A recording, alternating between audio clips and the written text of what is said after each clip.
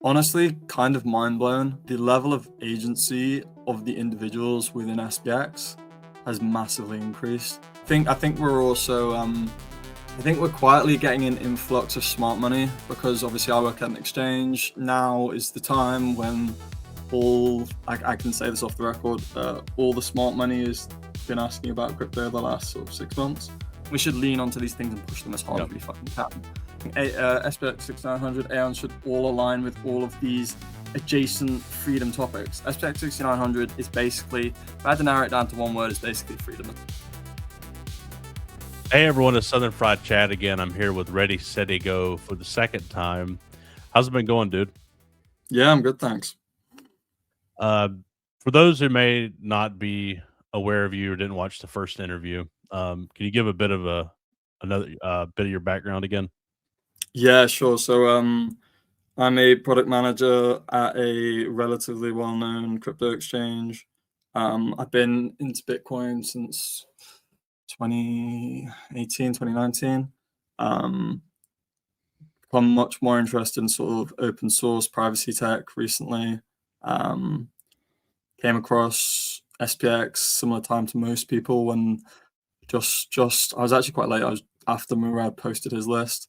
But before then I was into meme coins arguably before they were cool, I would say. I was into the really early meme coins on Solana, into meme coins on ETH, and then I kind of left all of that, came more sort of Bitcoin only, and then only came back when Murad said his stuff about SPX because it was the only thing that was vaguely interesting to me in crypto at the time.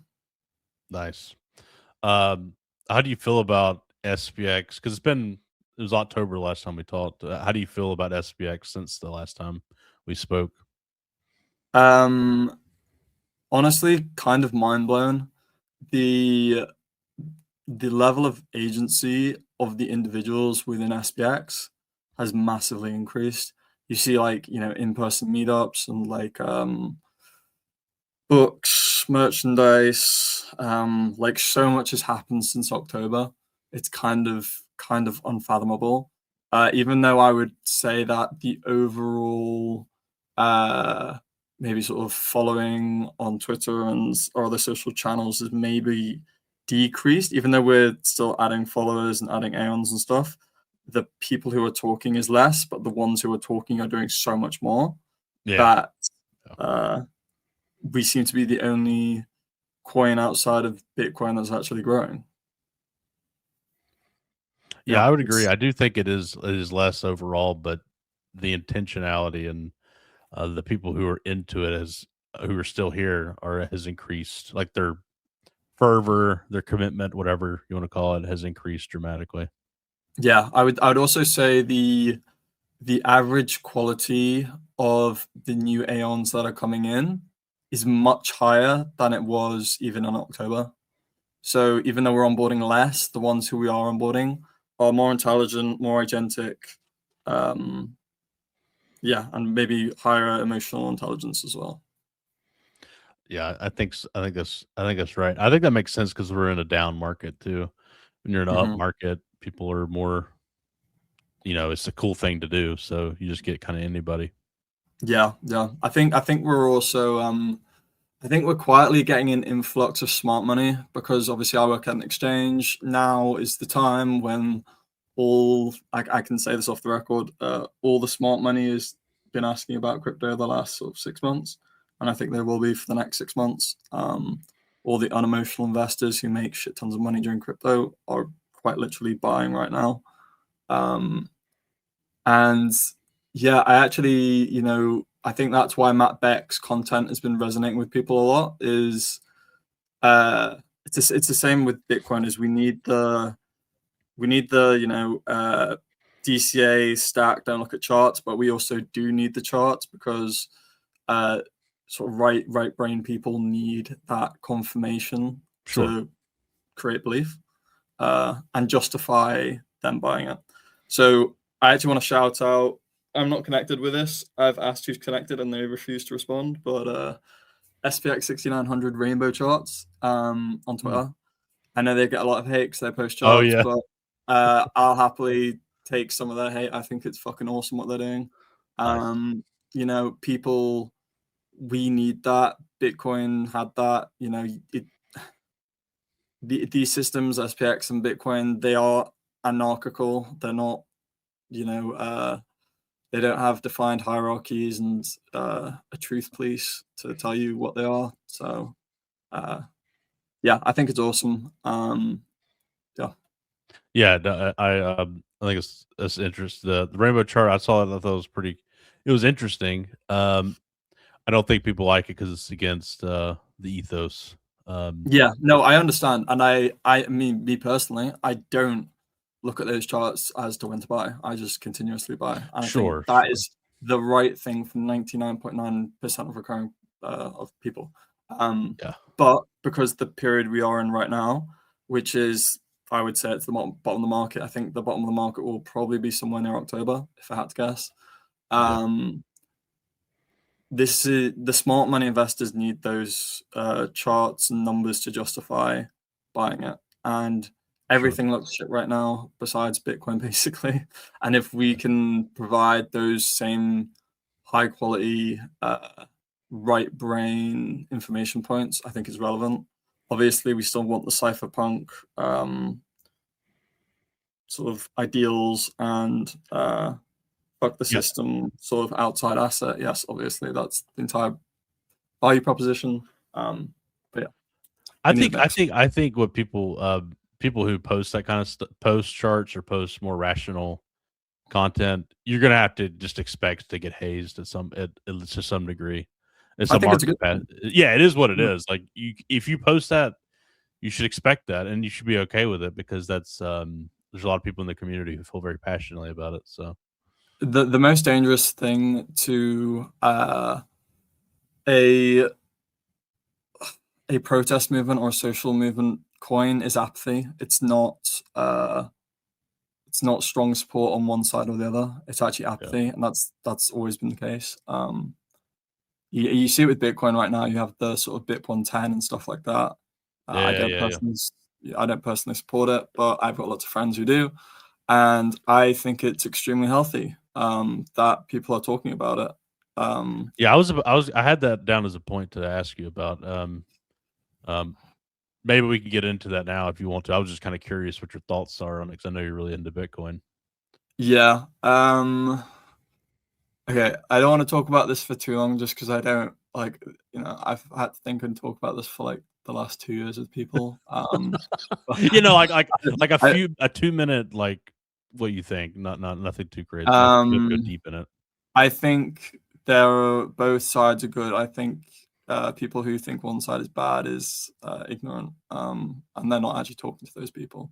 Um, I, at the end of the day, most of Bitcoin's supposed problems and stuff you can all read about in the IRC chat rooms and the mailing lists and stuff. None of these problems are new. Spam mitigation, the only defense we have against that is fees.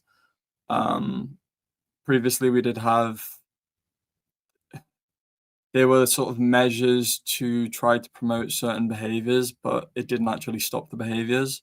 So the promotion of BIP 110 in theory is to sort of continue to do that.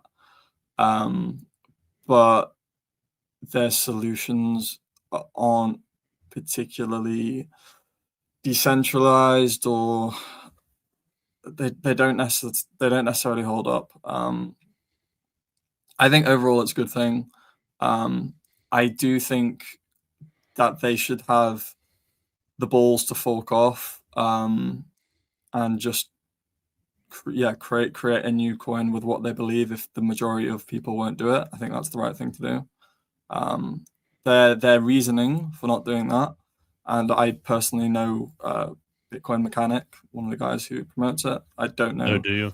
Hmm. Luke as much. I've been Their reason for listening doing, to Bitcoin yeah, Mechanics podcast recently. They're yeah, interesting. it's very convincing. I've wrestled with this continuously backwards and forwards for years. And yeah, it is difficult. It's not a problem that happened the last 2 years either. It's been happening for a while. But I don't think there's. I think I think the best solution, unfortunately, is what Core did. I don't necessarily agree with how Core did it. If you know anything about the block size wars, like Bitcoin Core and Reddit actually censored people on our Bitcoin. In hindsight, it was the right thing to do because that was the right outcome. But is censoring people the right thing? I'm not. I don't think so. Is the reason. Another reason I wanted to bring it up is because it does, in my mind, you kind of touched on it. It does bring up parallels with SPX. Now I know it's very different arguments because we're more cultural. We're not technical. This is more of a technical spam debate, whatever. So ours is more cultural, but we have people who are gatekeeping, and to a degree. So it's kind of brings about. It's kind of similar in a way. The means that are being used. Yeah, I think the sort of cultural side of it, whatever you believe in, it needs to be bottom up, and you need to attract people to your cause. You can't kind of talk down to people and tell them what's right and wrong, sort of thing. I'm not sure. Culture always changes, and what you originally thought was right you won't necessarily agree with yourself in a few years' time for various reasons. So I would always hold that in the back of your mind. And also, if I don't know, we don't really talk about it that much, but like if people look at and study social movement theory, I think that would be something that's worth looking at, because unfortunately for social movements to propagate, you actually do need faces and people and leaders. As much as I would love a sort of decentralized revolution with no one's face and no central points of failure, there aren't many examples of that actually being successful on purely the culture side. On the technical side, to a degree, you have the various protocols under the internet that were built, like HTTPS and stuff like that. But yeah, on the cultural side, it doesn't exist, and I haven't seen any proof that it actually works. So, Like gatekeeping? Is that what you mean? yeah, I mean, what do you mean by gatekeeping exactly? Do you mean Well, like people with influence trying to influence the general conversation, or? yeah. You using people using influence to push people in a certain direction, or stating someone is incorrect for reasons. I mean, specific. I can give specifics, but I was just speaking generally. Yeah, I mean, people are allowed their opinions, obviously. I don't understand how that's gatekeeping, because by its definition, it is permissionless, so it can't really be gated in terms of if people follow those people, they have the ability to withdraw their following. If Yeah, I mean, if those people have built up their following from demonstrating, you know, some element of trust or ability in a certain area, then it's sort of earned to a degree. But yeah, I don't think that there is some big conspiracy within SPX6900 to silence voices. And if there was, they'd have to do it in conjunction with the platforms that they're on to do it effectively. And even then, I think it would be obvious to people. So I think it's more likely misunderstanding, and people are. We come from a community of people who I would politely like to call maybe generally more on the conspiracy side. So they have a natural bias towards thinking that way, and I think that's more likely what's playing out here than anything actually serious. Well, I mean, I'm not. I'm saying. I'm not saying it's the. I'm saying keeping the values and the culture the same. Mhm. So whenever somebody goes against that, calling them out, and sometimes people have done it ruthlessly, and it's offended people, it's made people mad. Um, I guess what are your opinions on that? Do you think do you give a crap about the core culture? Do you just think it's malleable, or do Oh, you think? What do you think about all that? I guess that's really what I'm trying to get at. Gatekeep may be the wrong word. I mean, it's not well, literally like a gate. Anybody can be yeah. a part of it, but you're not the popular opinion now, the majority opinion at this point, at least, is to keep the culture relatively the same. Yeah. I mean, I think that's right. I think it has to be malleable to an extent, otherwise it assumes that we have perfect knowledge at this point in time, which I think is ignorant. Yeah, you do need underlying principles and things like that. Having said that, again, if you study social movement theory, the only way to actually move forward and bring your stuff to the masses is to build coalitions with other small factions. Not everyone sees the world how you do, and if you try to force that upon everyone, you're not going to get anywhere. That's just from everything that I've ever looked at, that's what happens. I'm not saying it's right or wrong, it's just the way the world is.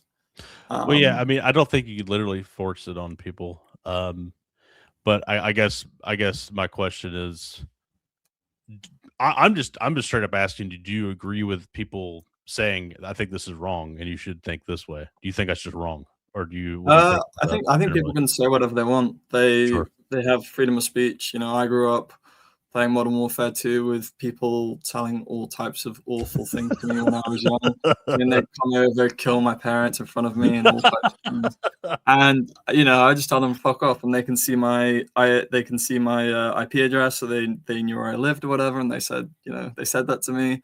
But you kind of just build a thick skin and, you know, fuck people, who cares? That's my personal opinion. What's good for SPX? Building, doing stuff. I think talk is cheap on both sides. Agreed. I think the people who are talking should be doing more continuously. We're not big enough for this supposed thing to be a threat in any capacity. I agree. You know, we've got like little man syndrome, basically. We're like, oh, we've got to keep it going. Like, SPX is fucking tiny. No one knows what the fuck we are. We need to do a fucking lot more. You know? Yeah. I made a tweet, stop pontificating, start participating. Yes. I'm about sick of the pontifications. They're fucking annoying. Yes.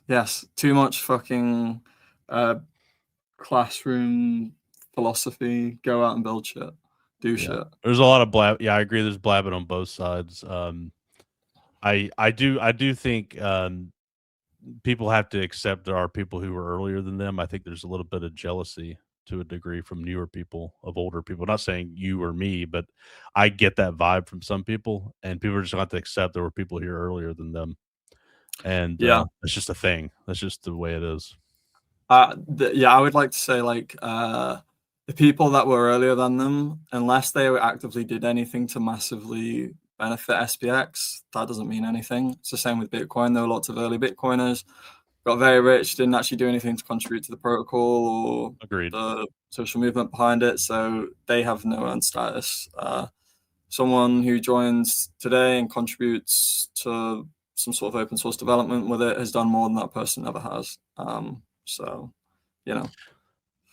Right, but the people who are here now, who are original, I think there's some jealousy of the OGs who are active currently among people. I mean, who cares? These are growing pains. These are irrelevant problems. I think people need to shut up, build, use AI to build stuff, go out there, study social movement theory, think about, like, look at how Bitcoin actually expanded.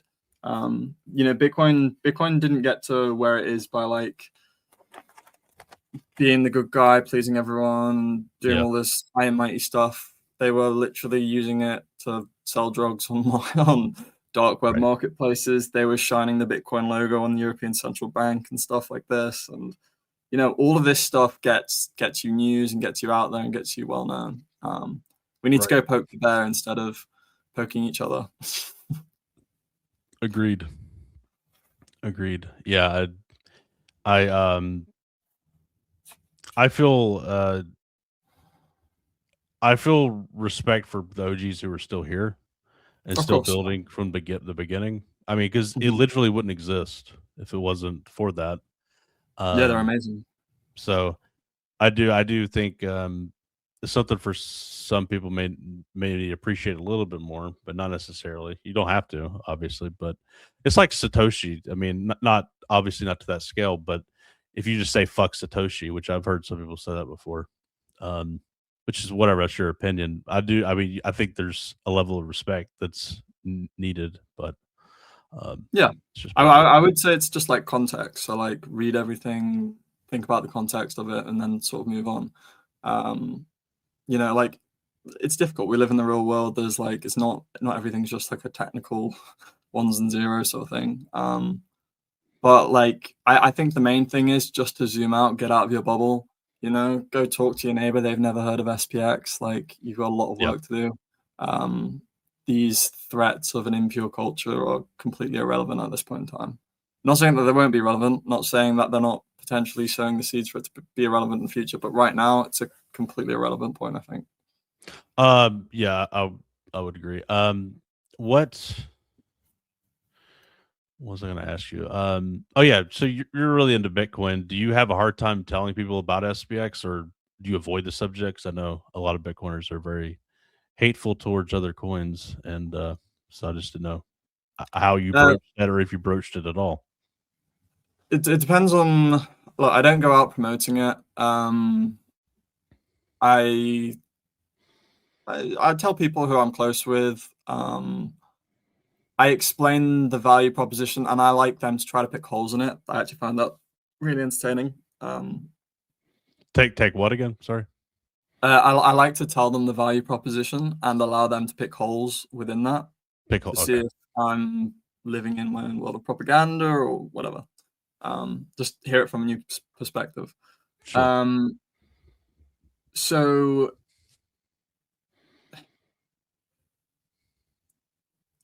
Bitcoin store of value sort of proposition and SPX 6900s are very similar in terms of an asset, an ungoverned, unlike a permissionless asset outside of the system, fixed supply. They are very similar. I think you need to know who you're talking to. New Bitcoiners won't really get it. Old Bitcoiners will get it to an extent in terms of, Sure. Bitcoin's been around for a long time. It's been around since 2009. You kind of get to a point where I think some people will never ever buy it until everyone's already got it. Oh yeah, for sure. So for those people, SPX 6900 is like a fresh way of entertaining something, of showing something that does the same thing in a different light. Yep. So without it having any sort of, because I personally don't believe SPX 6900 is money in any capacity. I think if it is, it won't work. So as a asset outside of the system, it needs a different story, and it does have a different story in terms of it's just a community token. There's no active development with it. It's just reliant on Ethereum. You self-custody it, and it's basically a fuck you to the S&P 500 and traditional finance. That's basically what it is. It's kind of like, we say like spiritual gold. It's like digital gold, because in theory, Bitcoin's on its journey of monetizing, if that makes sense. Whereas Sure. SPX 6900 isn't in the same respect. It's on its journey of like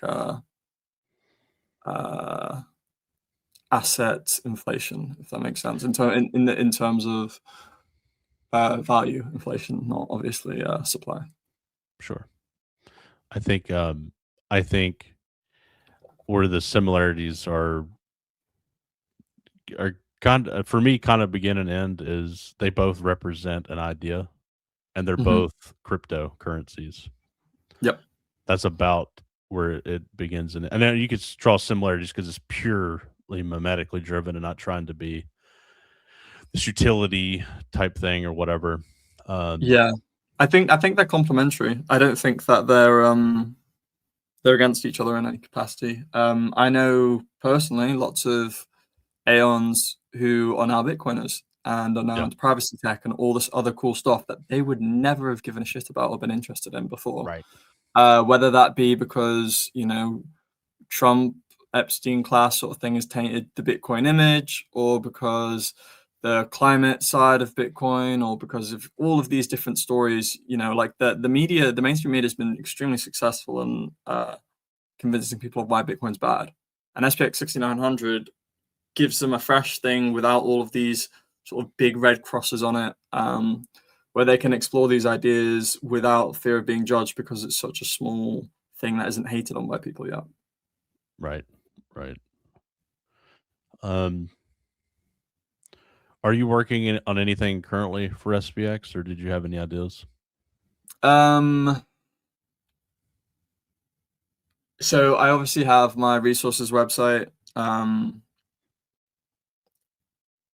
Rainbow charts guys seem to be building something that I was going to build much quicker than me, so that's cool. I like to be outcompeted in the free market. That's great. Yep. I've got my events page, which I haven't done much to lately, but I do want to make that better. Have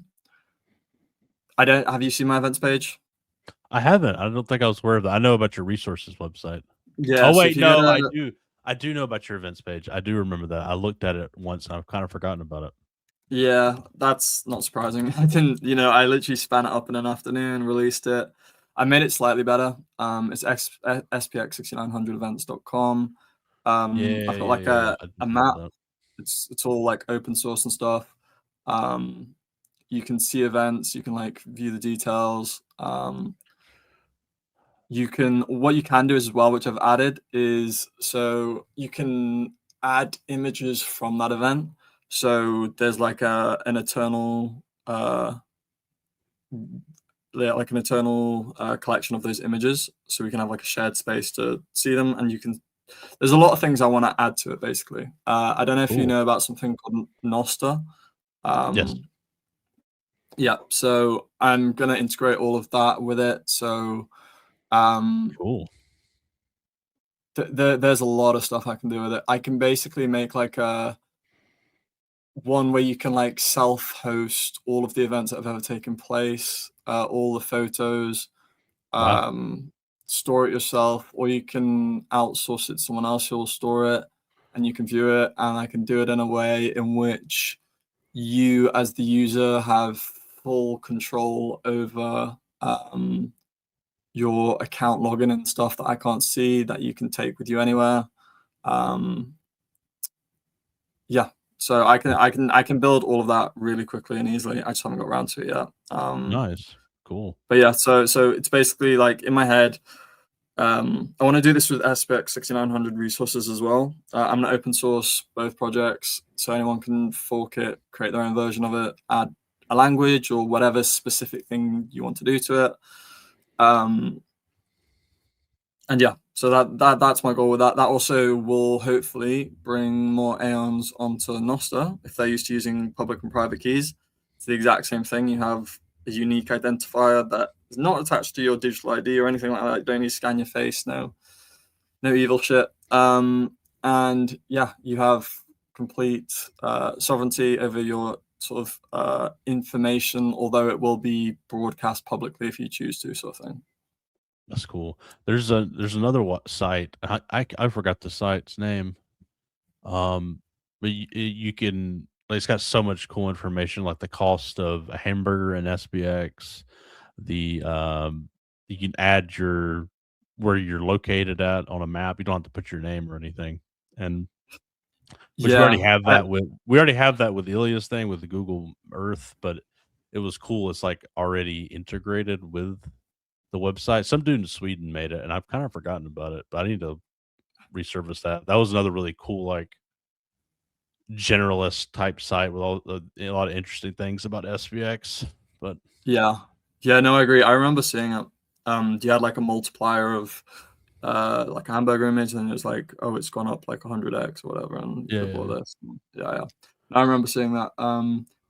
I mean, ironically, I think the roadmap for SPX 6900 is unbelievably fucking obvious. People are like yeah, pontificating in spaces, like, oh, what should we do next? Oh, this and that. It's like you literally have the roadmap from Bitcoin. You know, yeah, you have to attach yourself to all of these like relevant social protests. So like the Hong Kong protests and stuff back in the day, people were shilling Bitcoin at that. Like WikiLeaks and stuff like that. yeah. There's been some attempts. I mean, I've Yeah, I'm hearing more and more about that. There's different protests happening, and people are trying to insert SPX into them, which I find interesting. Yeah, I think it's awesome. I saw I've forgotten his name. One of the Barcelona Aeons was doing that at a protest. That's what I was thinking about. Yep. Yeah. So he had a big card. Is it Dan's his name? I think I met him. That's the fun. I've met him in real life, and I can't fucking remember his name. He seems like a really nice dude, though. Oh yeah, he's really cool. Yeah, so I think that's a great idea. Don is his name. Don. I spoke with I don't know if I'm allowed to say this, but I'll just say anyway. Do you remember the guy who did the TV interview about SPX6900 and some Batman stuff? Yeah, so I spoke to him about shining the SPX6900 logo on all the stock exchanges, and we kind of looked into how to do that and stuff. And you need to basically get these slightly higher quality projections for it to actually be visible and stuff. But that's like an example of something that people could be doing. Sure. Now, when I say these things, I do feel guilty for not doing all of these things myself. At the moment, I'm traveling a lot, so I literally don't have time. And if I was to do all of these things in countries where I'm not a resident, I don't know if I'd be banned forever and stuff like that. So there are like some slight reasons why I personally am not doing these things. But again, yeah. So like we have this roadmap of what to do, of inserting Bitcoin into the relevant protests movements at the time, the things that are adjacent to us, so like projecting the logo onto the stock exchanges. Also, like I said, so social movements when they, I'm trying to think of this good example. I've forgotten it. I think, oh no, maybe it wasn't. Anyway, you had these examples of social movements that in theory should have been against one another because they advocated the opposite stuff, actually coming together and building a coalition against the said government because it was attacking civil liberties or something like that. I think that would be an example of things that we should do. So, I think the SPS conferences are awesome. I think we should do more of them. I also think if you really want to make a difference, go with a few of your friends to a conference that is completely unrelated, and talk about the things that the conference is about, but also SPX. Aeon you can have like at a couple of them, which is cool. Yeah, exactly. So you can have this sort of silent majority, especially if you have more than one person. If you bring like 4 or 5 of you, it almost seems like, okay, this isn't just one person's passion project. There's like something about it, and don't just talk about it. Obviously, we don't need more sort of Mormon people knocking people's doors and stuff. So.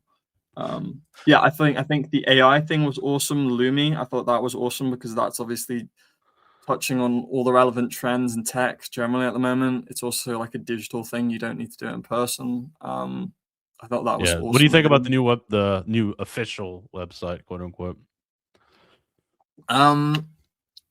So the artwork is awesome. I think the website looks awesome, especially for Aeons. I'm not, because I work in a business that faces a lot of people who've never been exposed to stuff and lots of first-timer stuff. My only hesitation with the website is like, I think it's like the first thing it's telling you about burnt supply and this and that on like the first page, and like no one knows what the fuck that is. If no one's ever touched crypto before and they see that, they're like, whoa, what the fuck is this? You're telling me random words, I don't know what they mean. So my only hesitation, I really like the old website in terms of, for a newcomer, it was kind of immediately obvious what it was. It looked just like Bloomberg, but it was a piss take. So that was great for newcomers. I would say maybe less good for Aeons, and I'd say the new website is less good for newcomers, great for Aeons. Just in terms of, like, and if you look at like website analytics and stuff, people don't spend more than 3 seconds on a website when they first arrive. So those first 3 seconds are really important.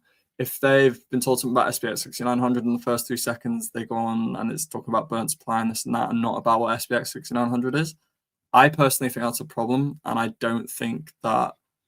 think people will log off and go about their life and find something else interesting to look up. Hmm. So yeah, I don't want to attack Hype or Space or whoever was involved in this website. I think the website is one of the most awesome websites I've ever seen in my life. Hands down. Like, I'm not just saying that. Like, it's awesome. It's extremely satisfying. Like the noises and stuff, and you move the mouse and you hover over things. My only fear. Where's the burnt supply part? I'm trying to. So let me just go on the website and I'll have a quick look. I don't know if I noticed that, but I was quickly navigating it. Yeah, I'll do the same. Is it the about me, like it pops up, says read this before entering or something like that? Yeah, I mean, that might be necessary for legal reasons. Yeah, I think that's why that's there. So I don't have a problem with that. Yeah, so when you go, let's go about, so when you go about, the first thing it tells you is like contract addresses and stuff. That's like way too much for someone who's new. You know, think about a taxi driver or like a cleaner or something. They're going to be completely confused by that. The fair launch the fair launch with LP locked for 69 years. That nobody knows what LP means. Like what the fuck, you know, like I just having worked in these types of environments and talking to like normal people, you don't have long to win them over, and it needs to be clean, simple, and easy to understand. Well, and like there's also argument that I don't know. There's also this argument like, are we going to get like totally normal people even in it anyways? Like, yeah, it's almost like I agree with you. You know what I'm saying? Like, so when you see this, it's like fucking, what the fuck is going on? I'm just saying, as a weird person, I'm looking at this like, what the fuck is all this? I'm kind of interested now. But a normal person, I do agree with you. Like, are we actually going to get normal people though? Like, for real, that's all I'm saying. Yeah, so even though I've just said everything I've said, I slightly disagree with myself in one respect in terms of sometimes I do this, I take something to another extreme to then come back into the middle somewhere. Well, sometimes talking through it can help too, because that is a good point. That is a good point. So I still agree with what I said earlier, but I was actually going to say that. So the American Revolution, only like 3% of the population actually participated in it. You know, most people are not going to ever buy SPX6900, and I think that's a good thing. I don't want them to. I think it would cause massive issues. Dude, I need to clip that shit right there. You would get absolutely crucified by some people, but no, so oh yeah, for sure. You say that. Yeah, I'll take the heat.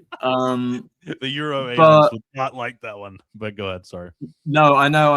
It's like it's difficult though, you know, like, and it's the same with social movements. You know, the social movements don't just sweep up the masses; they sweep up the higher IQ or the more agentic people in general. Right, exactly. Yeah. So anyway, like actual like practical takeaways. I'd actually like to talk to. I'm going to talk to the people who built this website, like Hype and Spacey, in private, and talk about. I think Chang had a lot to do with it too. I think Chang actually did the technical part. I think Hype helped with the design. I don't know who did the literal information. I don't know about that, but yeah, I think it was collaborative between all of them. And I think Aeon Girl helped too with the design. I think there's a middle ground of because okay, if we zoom out, that 3% people who we imagine, even when we bring them in, like, I still think that the LP and things are a little bit too much. I think like the first page needs to be an explainer about it. So it just needs to be like, this is what SPX6900 is the whole way through. And then you have that further on or further down. I just don't think it's as like a higher priority thing. Sure. But yeah, anyway, I want to talk to these guys privately about it. I think what they've built is epic. They should be extremely proud of themselves. I think they've done everyone a massive service. It's awesome. Yeah. I mean, I think the feedback makes sense for sure. Yeah. It's also my feedback. You know, I'm not fucking an oracle of truth. You can tell me to fuck off. That's fine. Chang probably will. Yeah. That's Chang's MO. I disagree. Fuck you. Yeah, that's fair. I just think like having built for people And like building a Bitcoin exchange, we're still only targeting those slightly fringe people who would be vaguely interested in it to begin with, not the masses. So you kind of, there is a middle ground. It's not polarities. Yeah. You need to find, you need to tune it and go that thing. But yeah. No, I agree. I think overall the website is vastly better than the previous one. The previous one, to me, that wasn't very normie friendly either. Like it was like, No, what the fuck is going? Like I to me, it was so perplexing. my first impression of SPX6900 was not good. I thought the ticker was like just like my first impressions, and it was because of everything else I'd been exposed to previously. Sure. Informed my opinion at that time. I trade loads of other meme coins, and it was all this sort of hype based thing. And I saw the ticker, and I was like, "Holy shit, that thing's never going to take off. It looks like a Wi-Fi password." I was like, yeah,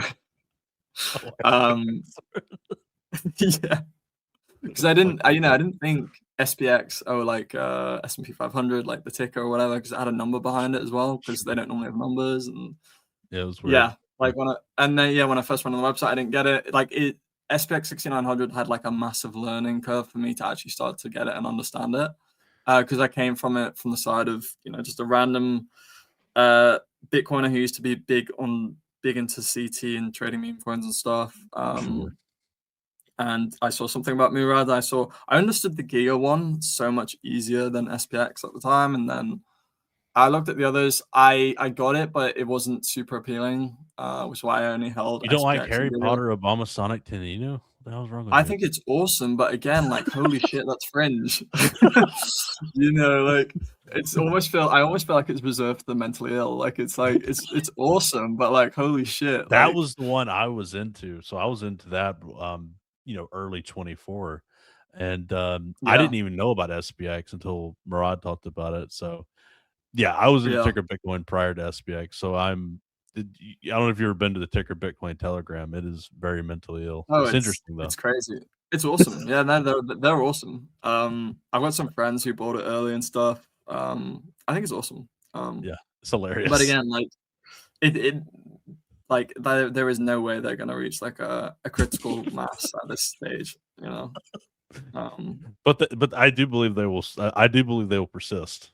That's the one thing I Yeah, will say. yeah, and it's one of those where like a rising tide lifts all ships. So I actually do Yeah. think like if you got like a really high SPX thing, market cap, I actually do think that it would significantly go up, even though it'd be so much smaller. So When frankly, a lot of the SPX OGs, they buy the shit out of it just because that's how they are. yeah, I mean, what else are you gonna buy when you sell your SPX? So Ticker yeah, Bitcoin.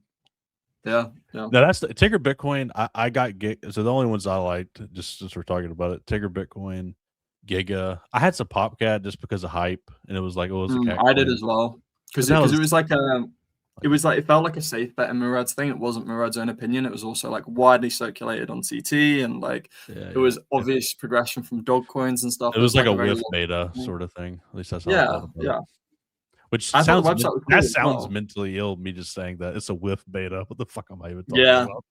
yeah, exactly. Yeah, 2024 was wild. That's all I'm gonna say. it was, and it was kind of crazy because you didn't think it could get any worse than 2021, like with the COVID printing and stuff, and like all these other. Remember the metaverse? Like fucking Facebook changed their name to something that they don't even do anymore. Like it's insane. That's pretty fucking funny too. Yeah, They fucked that up bad, dude. yeah, it's insane. Yeah, I think it's going to get. I think there's going to be the 2024 craziness. I think it's going to happen again. Yeah, I'm not going to participate because I got my picks. yeah, Obviously, I'm not participating. yeah, yeah. No, I agree. I mean, I'm just too stressful. Yeah, I mean, I do think that I've not really thought about this, but sorry, I have thought about this, but I've never spoken about it. As I think Aeon should, to a degree, have like a selling strategy in terms of because it's an effective way of managing your capital, so you can actually buy more SPX in the future instead of having to like sell all at once when it's gone down 50% because you missed the top. Like you should actually have a very basic selling strategy of like, oh, it meets this amount, let's sell I don't know, 20% of that amount, and then it 10x's 20% again, 20% again, 20% again, or something like that. Because it will actually be healthier for the chart as well, I think, than people just all in, all out, all in, like yeah, I know we never talk about selling SPX, but the reality is I don't agree. I think you should just never sell. Well, no, I agree with that. I agree. So that's my first point. My first point is you should never sell. My only worry is you shouldn't.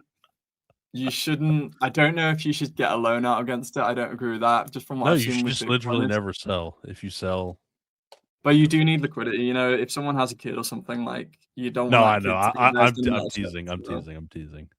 I Yeah. understand. I think I don't agree with personally agree with setting targets. I get your point. I think people can do whatever they want to. I Oh, for personally sure. am on the side of like, hey, I want to go buy a car. Hey, I'm gonna Yeah. go I want a down payment on my house. Hey, I want to go travel to some place. Whatever. That's sort of where I land because I do believe there will be higher highs, there will be higher lows. You're going to be up. That's how I view it. Because Yeah. right now we're at the bottom of the shithole. Yep.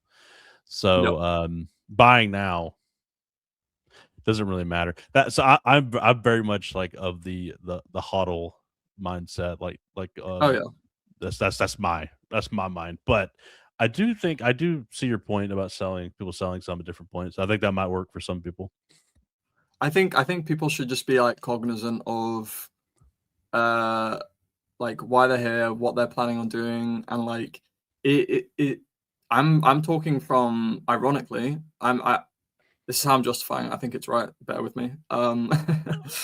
I I think if the people who plan on selling any at any point in the future should have a vague strategy, like you said, of buying it for a specific reason or something.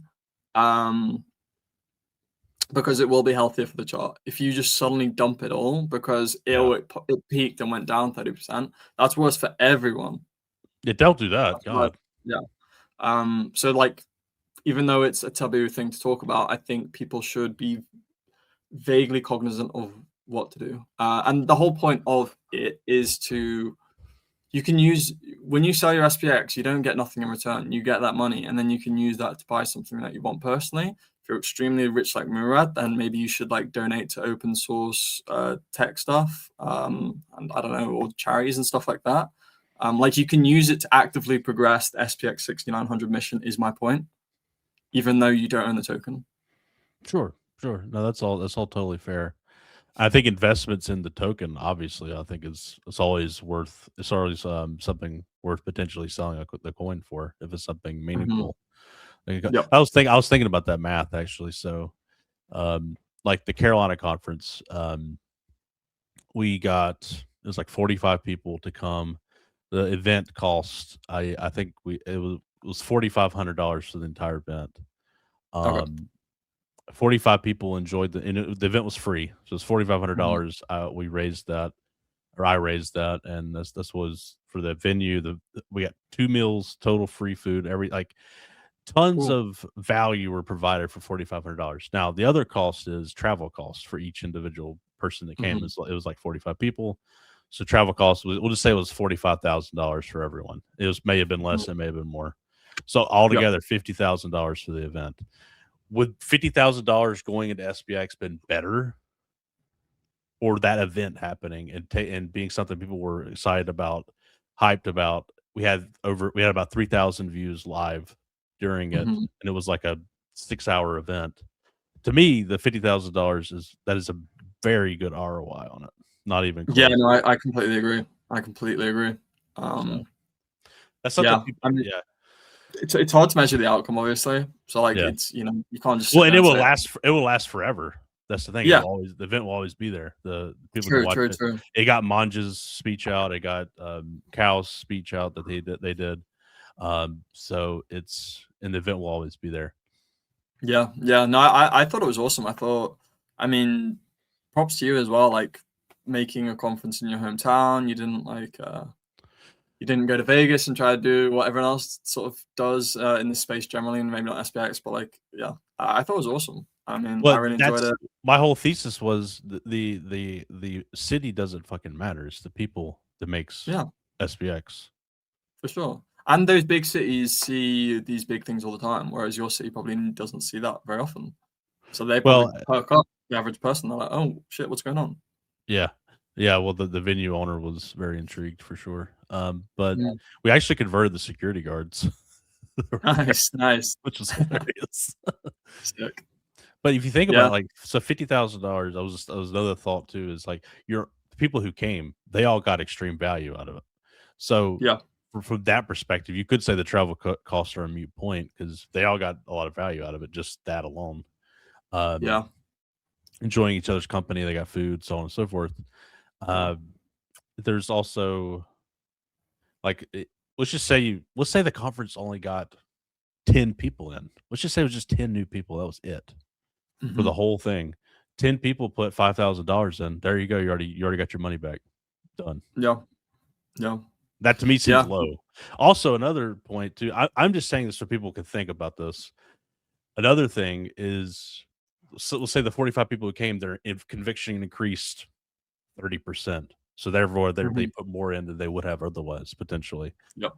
Definitely more than $50,000 with 45 people, even if that alone was it. Yeah, definitely. So, I mean, like 50,000 isn't very much. You know, in the real world, like I know, look, for normal people, it's a fucking lot of money. I get that. Right. But it's not much money at all. That's what people. For rich people, that's nothing. Nickels. It's nickels. That's what I'm trying to tell people. It's like, guys, we can put on insane things that have a lot of impact, potentially $1 million worth of impact with just $50,000. Nothing crazy. I mean, I feel like the average person, someone like Aeon Reborn brings in, they're probably buying 50K off the bat. Yeah, right. You know? Exactly. So yeah, I completely agree. I mean, I think that would be something cool actually. Maybe if you, I don't know if you have done this, I've not gone through all your posts, but like if you like open sourced your costs for it and like gave like a full analytics breakdown, then like maybe more right brain people would be like, oh shit, maybe I should do one of these too. Yeah, I broke it down by category. I didn't literally show every little thing, but broke it down by category. Yeah. I don't know. People, and then like I think doing these small events are good too, like just meetups. That increases conviction massively, and it's super easy, costs nothing, and then you also get some cool posts out of it. That might get like I'm just saying, like if you get 1 or 2 people from doing something like that, that's still a big deal because when you get one person in, it's not like you're getting right now. You're not just getting somebody who'll throw $10 at it. You're getting somebody who may be a dedicated DCAer for life. So people just don't underestimate how much getting one person involved or increasing the conviction of another person, how much that's worth. It's worth a lot, actually. Definitely. No, I completely agree. It's one of those like you'll never really be able to measure the outcome. You'll only know so much later on. Right. It's pretty obvious. That's why I'm just doing like simple numbers. Like just simple numbers with that, it's the very least it's equaling out at the very least. No, definitely. Yeah, no, I mean if I could push a button that accelerated all this and we did it 100x, I would press it, like it's clearly something that works. I'd argue it's been probably the backbone of Bitcoin. And also just like outside of Bitcoin, something like I don't know if you guys have heard of like DEF CON or something like that, like hacker culture and other sort of online movements, like the physical meetup and then the digital expression of that has like massively blown these things up in ways in which they never would have otherwise. It's probably the highest ROI activity you could possibly do. I do wonder if you could do some other cool stuff. So like because I worked at Bitcoin Exchange, we used to interact with all the Bitcoin meetups in said country or other countries that we worked in and stuff. And the things that worked for them was obviously meeting in a public space, so it's safe, somewhere where you can eat and drink. Doing it regularly is extremely important. If you just, I'll do it then, and then I don't feel like doing it anymore, like it's not really worth the same. Like you're better off doing once a month or even once every quarter than you are doing it like sporadically. Like just make it consistent, first week of the month or whatever. And you can do fun things as well. It doesn't have to be boring. You don't have to go sit down and talk about SPX. You can like like I said, you could all just go to like another free conference on something else, and you can talk about SPX and meet other new people and try and onboard them. Yep. You could, I don't know, you could do all types of things with it. It doesn't have to be like confined to a certain location, or you can get creative with it. You could go do a meetup, travel down to the New York Stock Exchange, project the S&P 6900 logo on the New York Stock Exchange. Yep. You can do all of these things, and they feel less scary and they feel more big if you do it with other people as well. Oh yeah, yeah. So yeah, I think any in-person stuff should be done with other people, not by oneself. Yeah, I totally agree, and I think having the conferences like Amsterdam and Carolina were relatively similar styles, and I think it's good to have at least a couple of those. I think that's important, but that you can only do one or two of those, maybe three potentially in a year. Yeah, because so there needs to be a variety of things. Like I think the smaller meetups is where that can really shine. Ilya's been really heading up regional chapters, is what he's calling it, or whatever. He's starting one in Austin, and then there's one starting up in DC. And then a couple others. I think Manja's going to try to do one where they meet in Central Park every so often. But I think the consistency is the key, like you mentioned, and figuring out cool things to do. Definitely. Yeah. I mean, like, again, all of this has already been done. I don't think people in SPX realize how fucking lucky they are.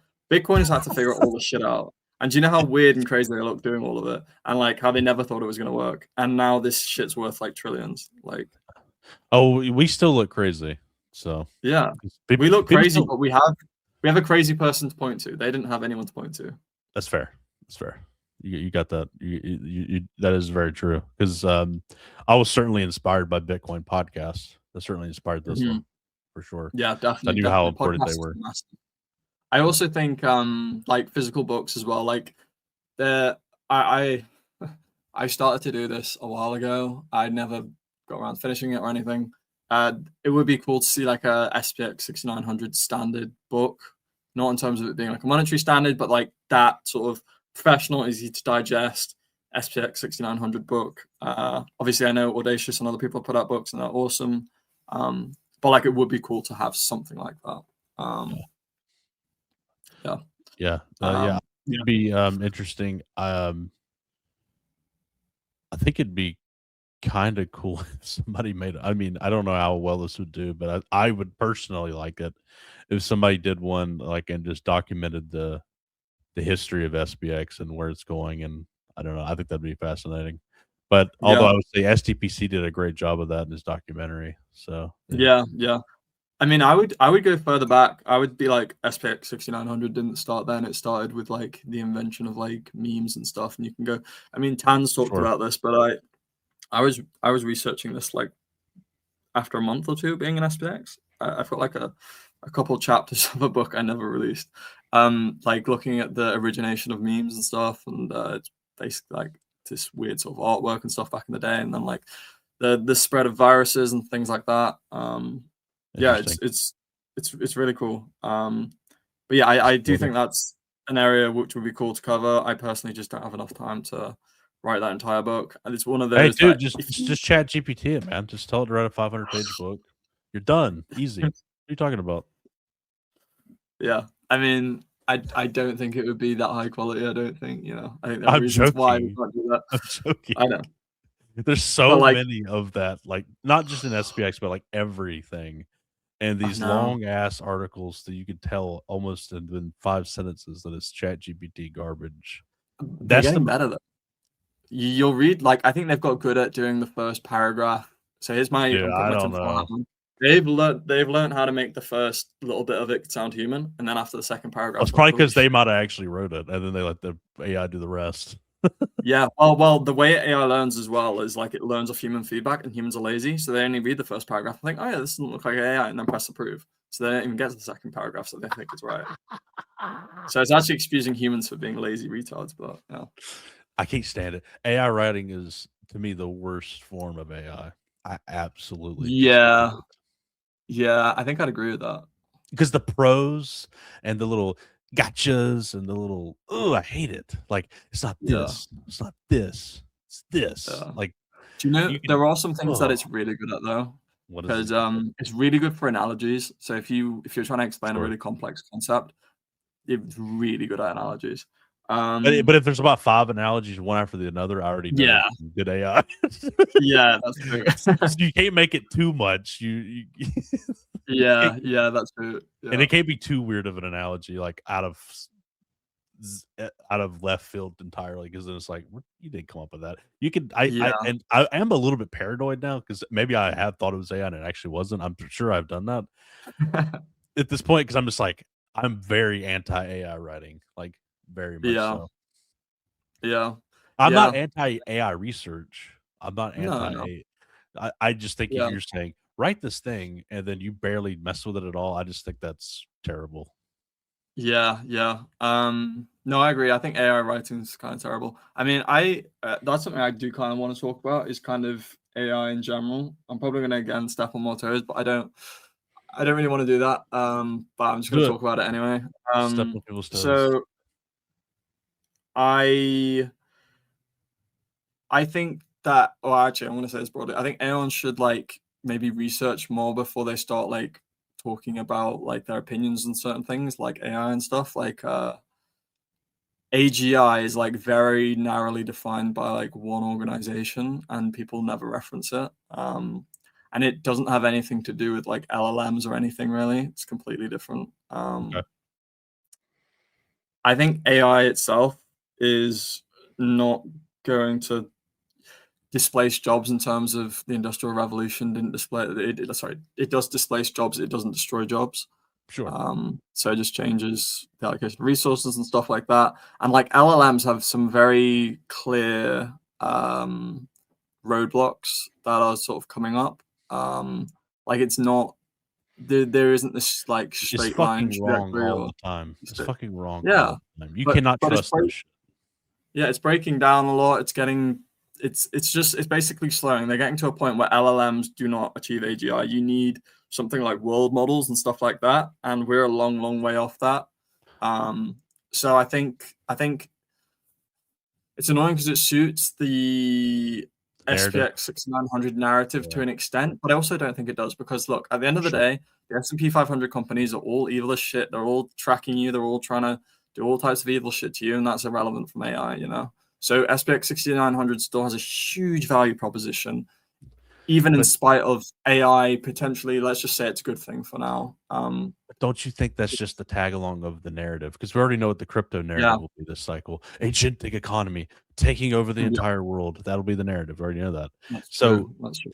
previously, so if this was say we were in 2019 right now, we would probably be tagging along a bit with the metaverse. Oh, look, this is like a metaverse idea because it's cross-platform. Mm, We probably yeah, would attach ourselves.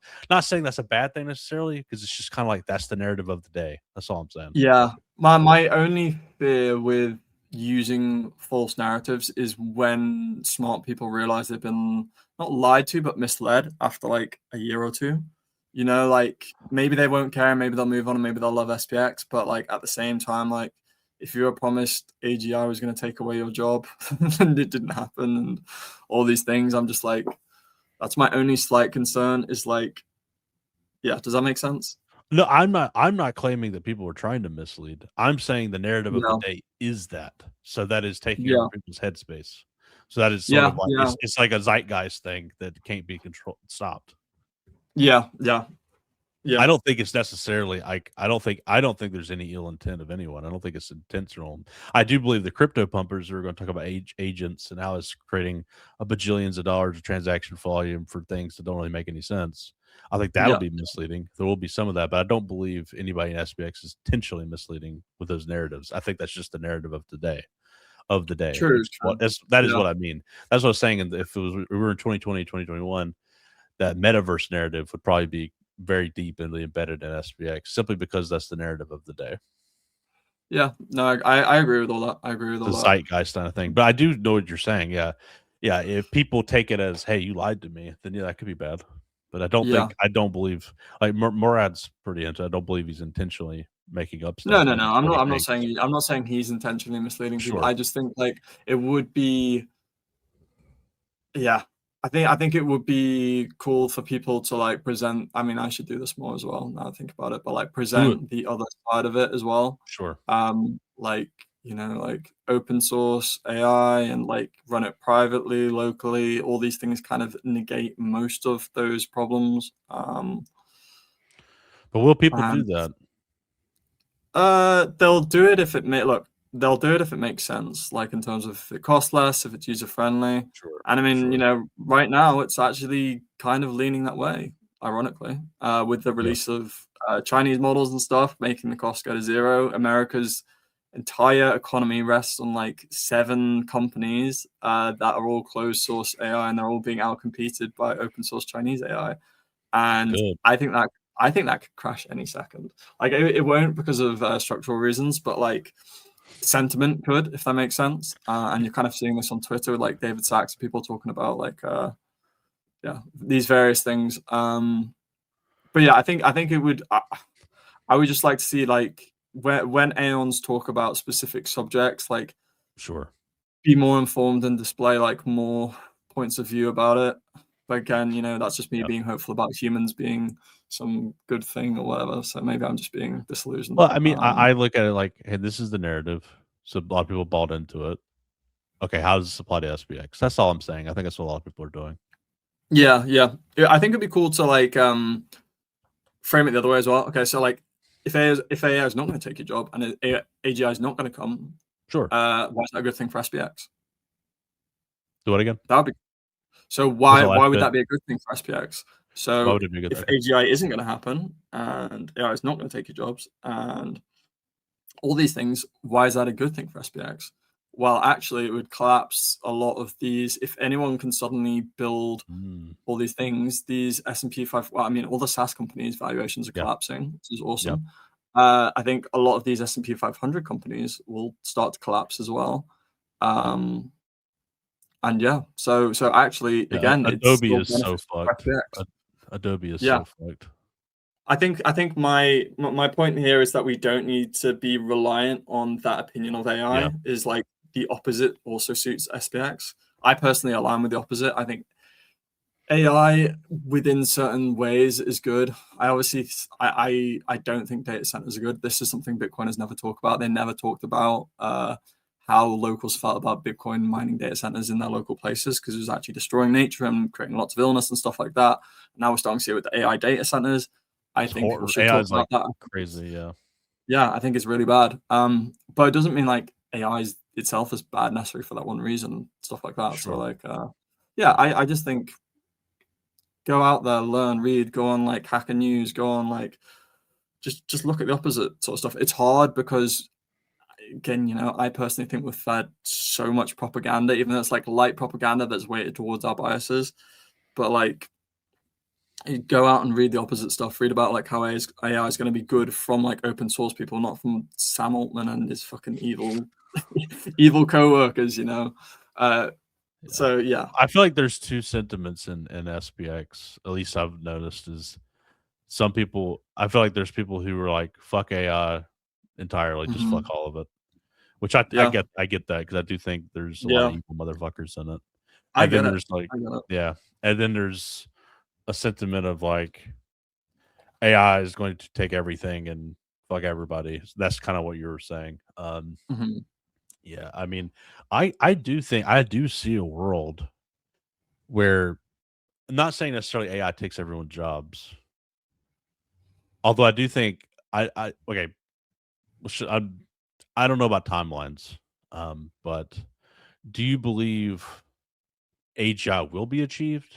Do you believe robotics to the degree of Elon Musk's fever dream will be achieved in any point in history, or what do you think about that? I come to you telepathically. Persist forever. Hope you're enjoying the episode. Please like, comment, and subscribe. Now back to the episode. So it depends who defines AGI. AGI was I'm trying to figure out who it was now. There's like a very specific group of AI researchers that defined AGI originally, and it actually makes a lot of sense. Um, I've lost it now. But yeah, so they originally defined AGI as something specific. I think that's achievable. I don't think it's achievable with anything we have now. Which means, yeah, no matter what these big AI companies do with data centers and stuff, that's never going to happen. I don't think that's even remotely close. If they do other things, like I said, like world models and these other things, potentially it meets that definition.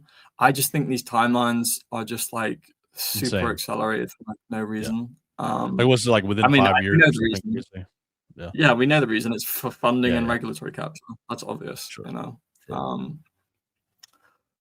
But yeah, Yeah. so I think, yeah, sort of that's relevant to that.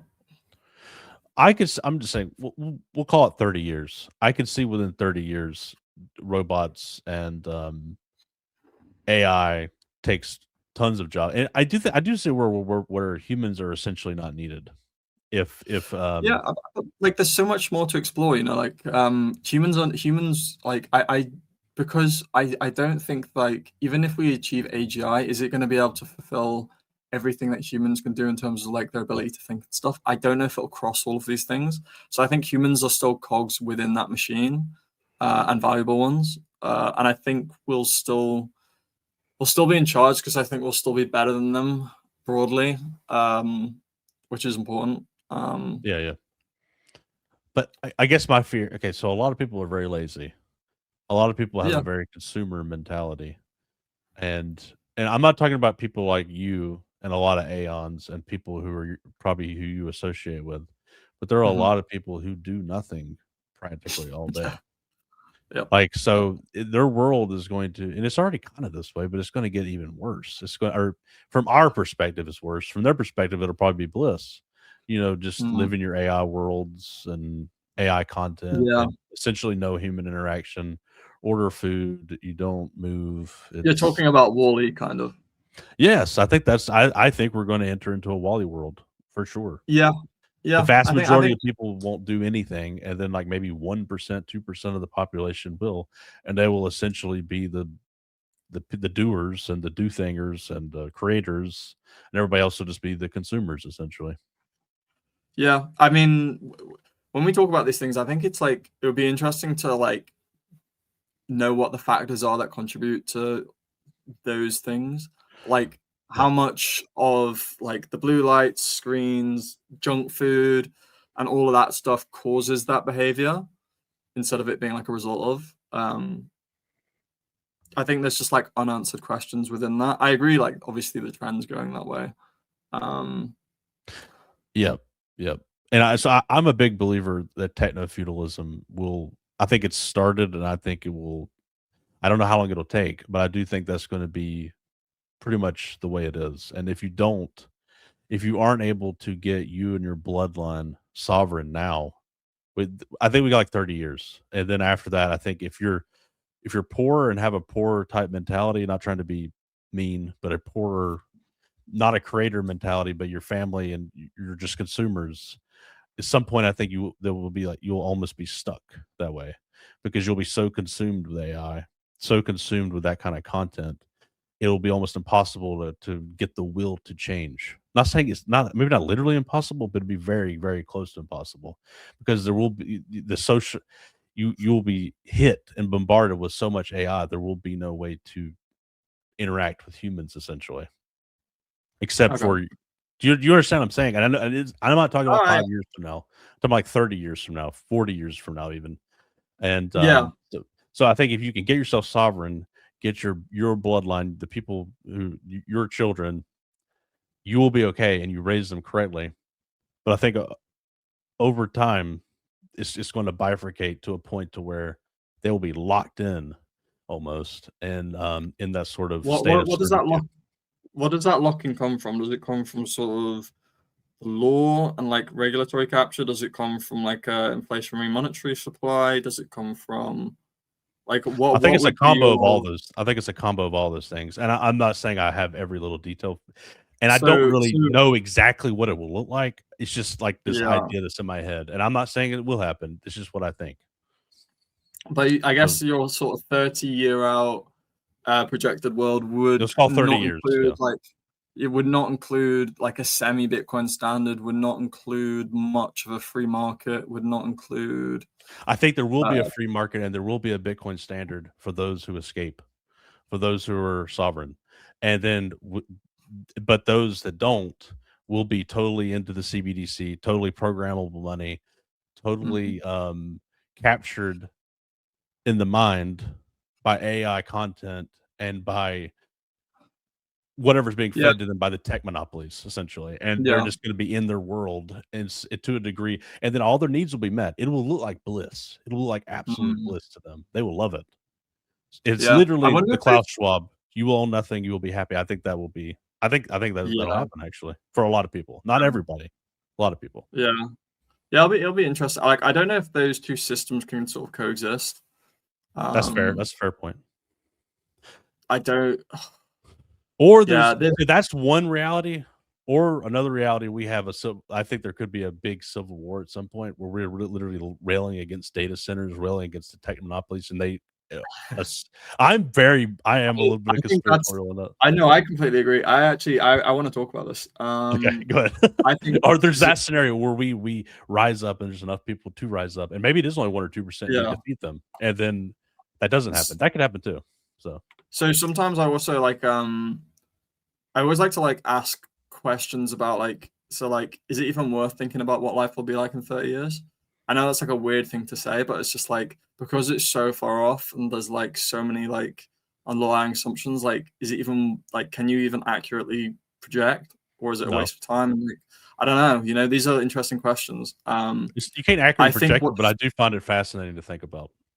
Oh yeah, for sure, definitely. I mean, I also think like there are like other things as well, like what, you know, people seem to have these like two projected, like clearly defined futures of like either like no AI and some sort of like utopian sort of green society, or like AI monopolistic cyberpunk, not cypherpunk, cyberpunk sort of hellhole. And those are the only ones. No one's talking about like, I don't know if you've heard of something called like solar punk. It's like a fusion of like tech and like environmentally good stuff. Like, why the fuck aren't we just thinking about good shit that complements stuff? Why do we have to go these extreme polarities that are fed to us? Like, I think it's because the rule is, I think you have to recognize the human condition. People prefer fast, cheap, easy. That's what people go for. Yeah, they go for fear as well. What was that again? They go for fear as well. Fear. So like your projected world is somewhat based on fear in terms of like there is that sort of underclass that you talk about. I think people are more, it's the same with me, like people are naturally attracted to those like clearly defined things, and we have like a record of it in the past and stuff like that. Yeah, I don't know. I struggle with going that far out. I think there are some really interesting, cool things to like look at generally of like incentives and stuff like that. I think that's maybe more interesting. Game theory incentives, I think that's more interesting than projecting out all this other sort of stuff. So like IP law is really interesting. People are talking about that with AI now. There was a whole movement around something called the Pirate Party back in the day. I don't know if you've heard of them. And things like that, where they basically, and even like Austrian economists and libertarians, they talk about like there not being much need for like IP law, and that kind of breaks people's minds because obviously they think it's something that protects them and all this other stuff. Where it was clearly pointless now. Well, so we live in the worst world where normal people cannot use the IP, but these big AI tech companies can. So it's two-tiered like rules and policing. So this is the worst outcome.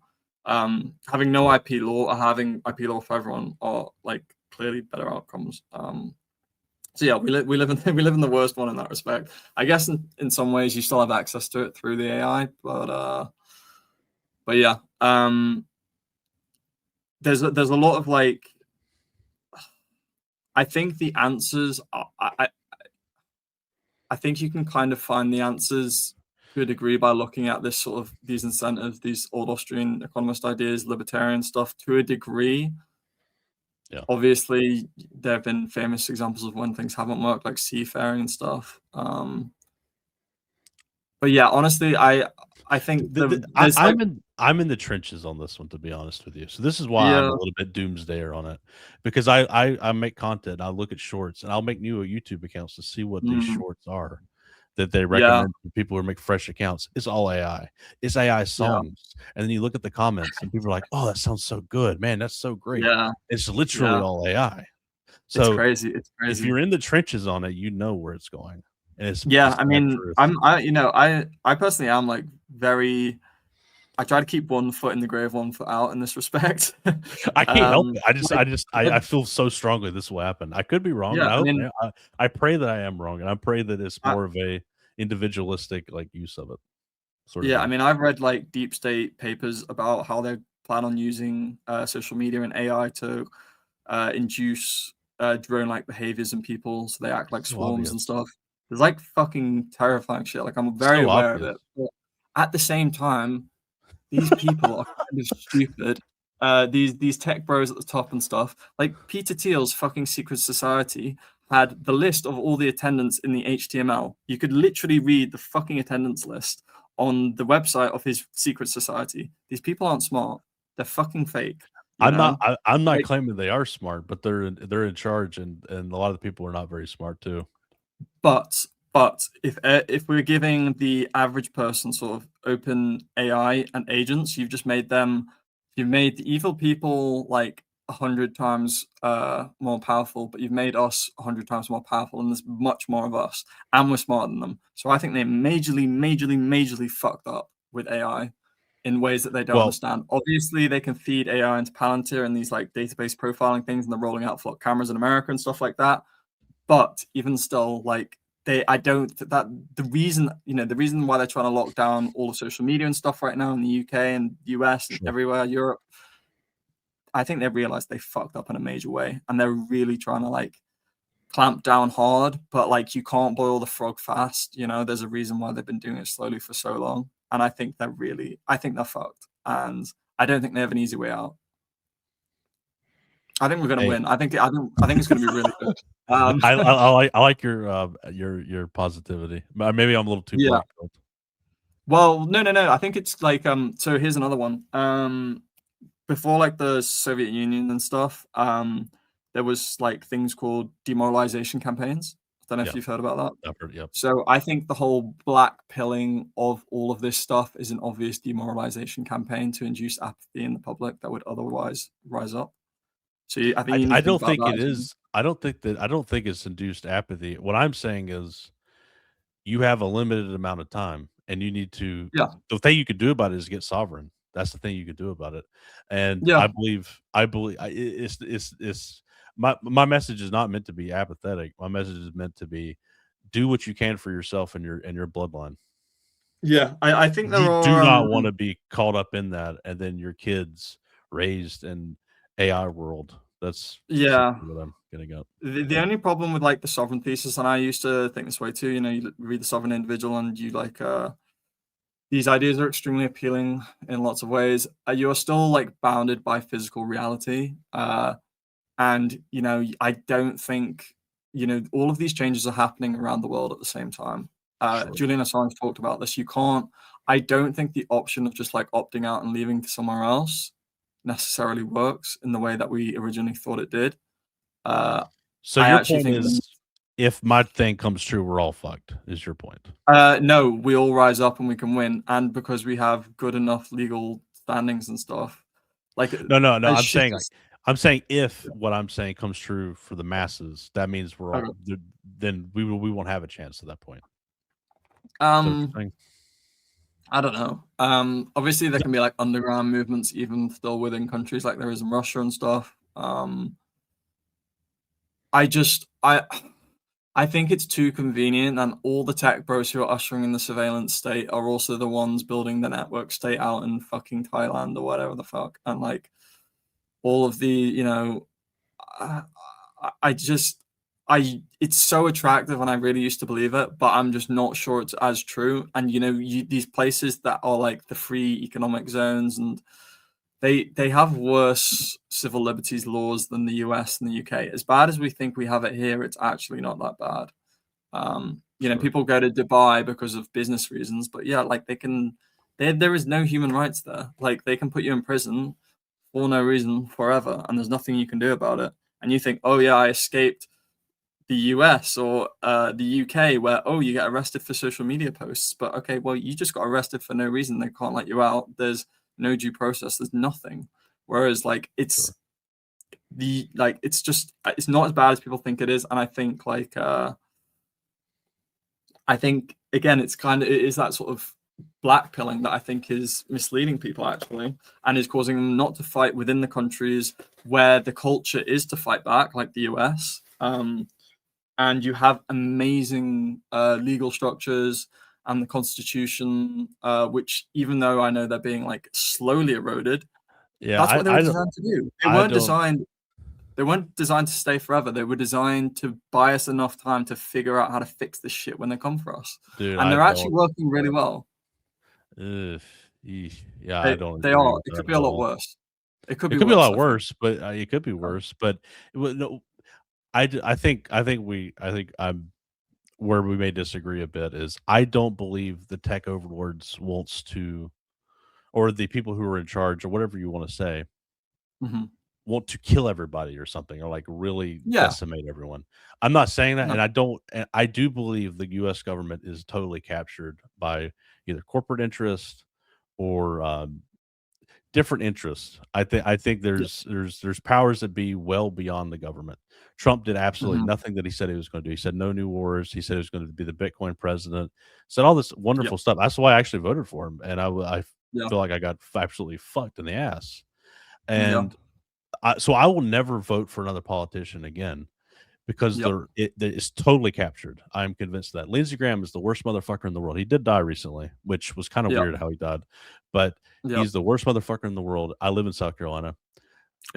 Everybody I know voted for the other guy. I do not believe that he lost that badly.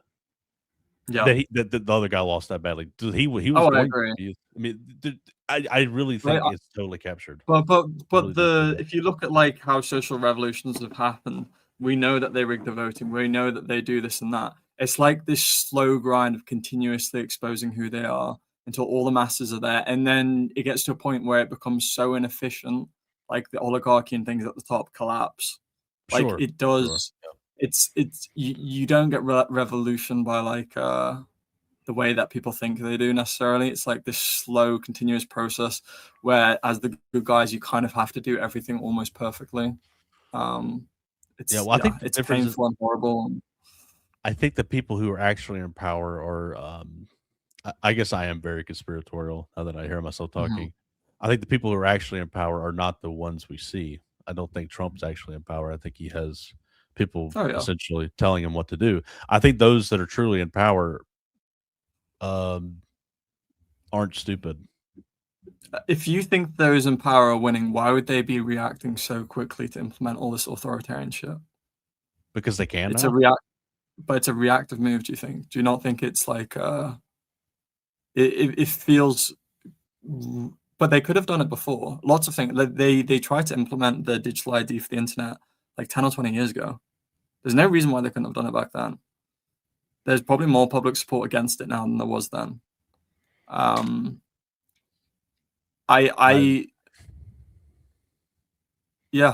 personally, like, it feels, because when you're talking about things that you can't see or do, you can only kind of see like these actions expressed in the world, and you kind of have to judge how they're implemented as to how those people are thinking or acting. And for me, it's like, if they are trying to boil the frog extremely fast, that sounds to me like the way in which they measure the stuff about us. Their databases are like screaming red, like, shit, we need to fix this now, or else they're going to find out everything about us and they're going to take over and all this type of stuff. Does it not feel like that to you? I thought, dude, I gotta tell you, man, I thought that whenever I really thought Trump represented something. It felt like he was representing the little guy. It felt that way, and I was so duped. After that, I don't anymore. I did believe that. I probably believed that probably 2 years ago. I don't believe that anymore. I don't think we need a good guy as president. The only thing that we personally need We need like 5 years of runway and the protection of our civil liberties. If we can achieve that, I think we'll get everything we need.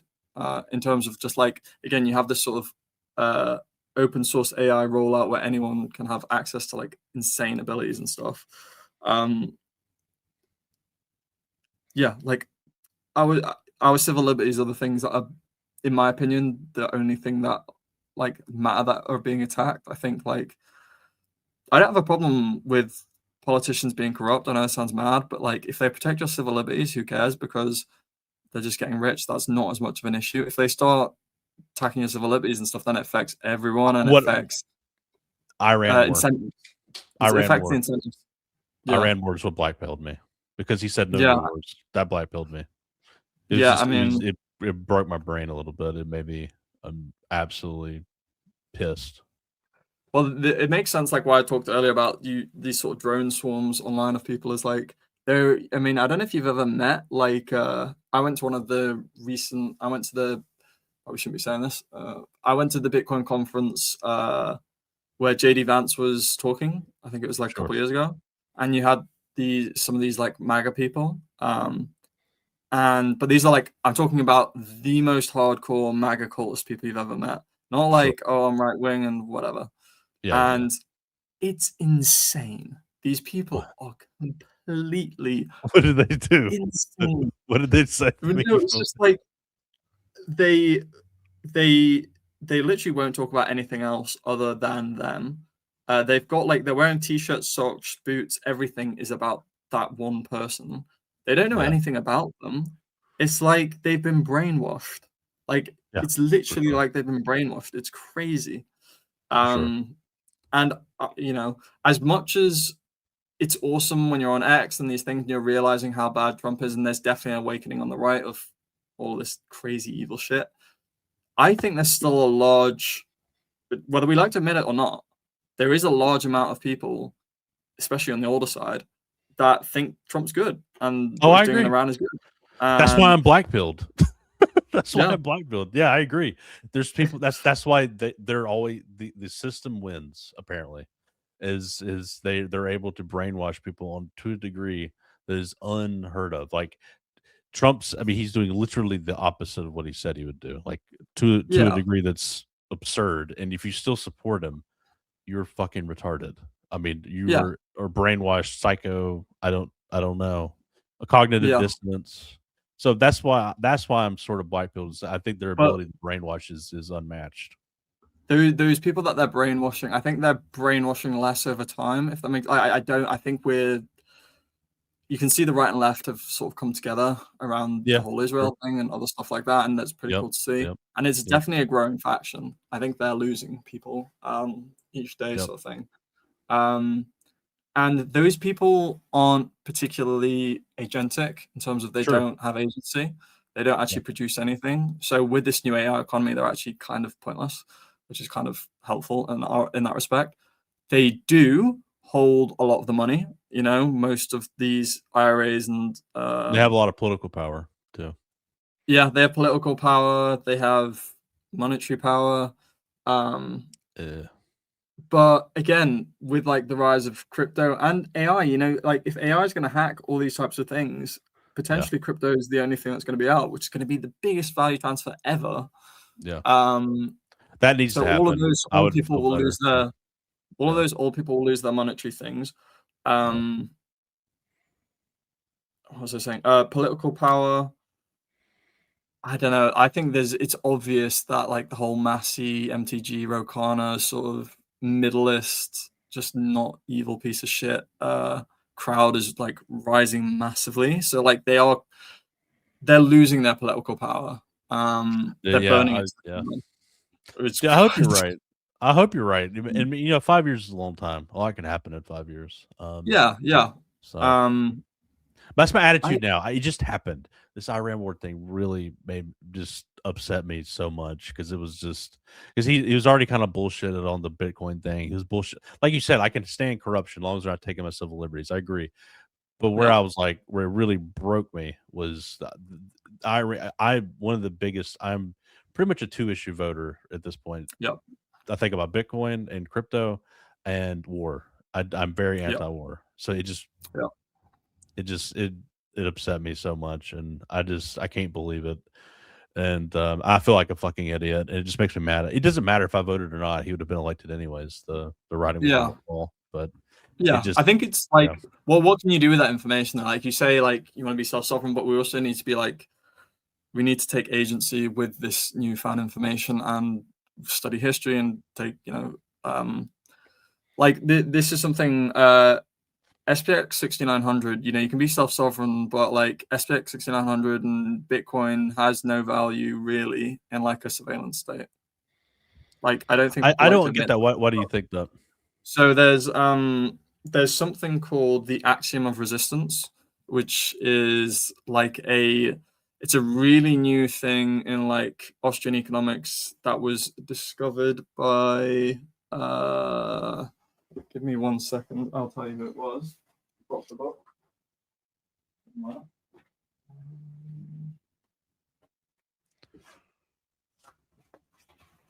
Oh, I don't know where the book is. Anyway, so it's basically Bitcoin only works assuming that people want to resist, because people are the things that use Bitcoin. So if people aren't willing to resist, all of these things don't actually have any value because people won't use them.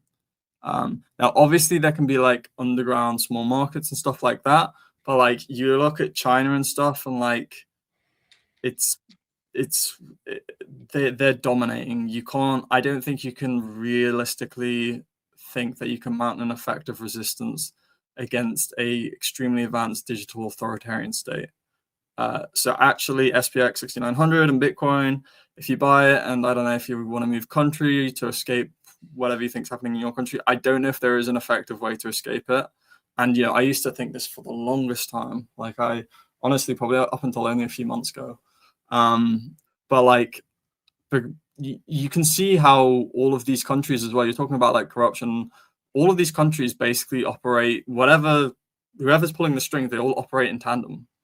You know, when you had the Online Safety Act in the UK, which was that swiftly followed the Australian social media ban for teens. And you're having the COSA Act in America. All of these things happen at the same time. So there's obviously some sort of something going on here, right?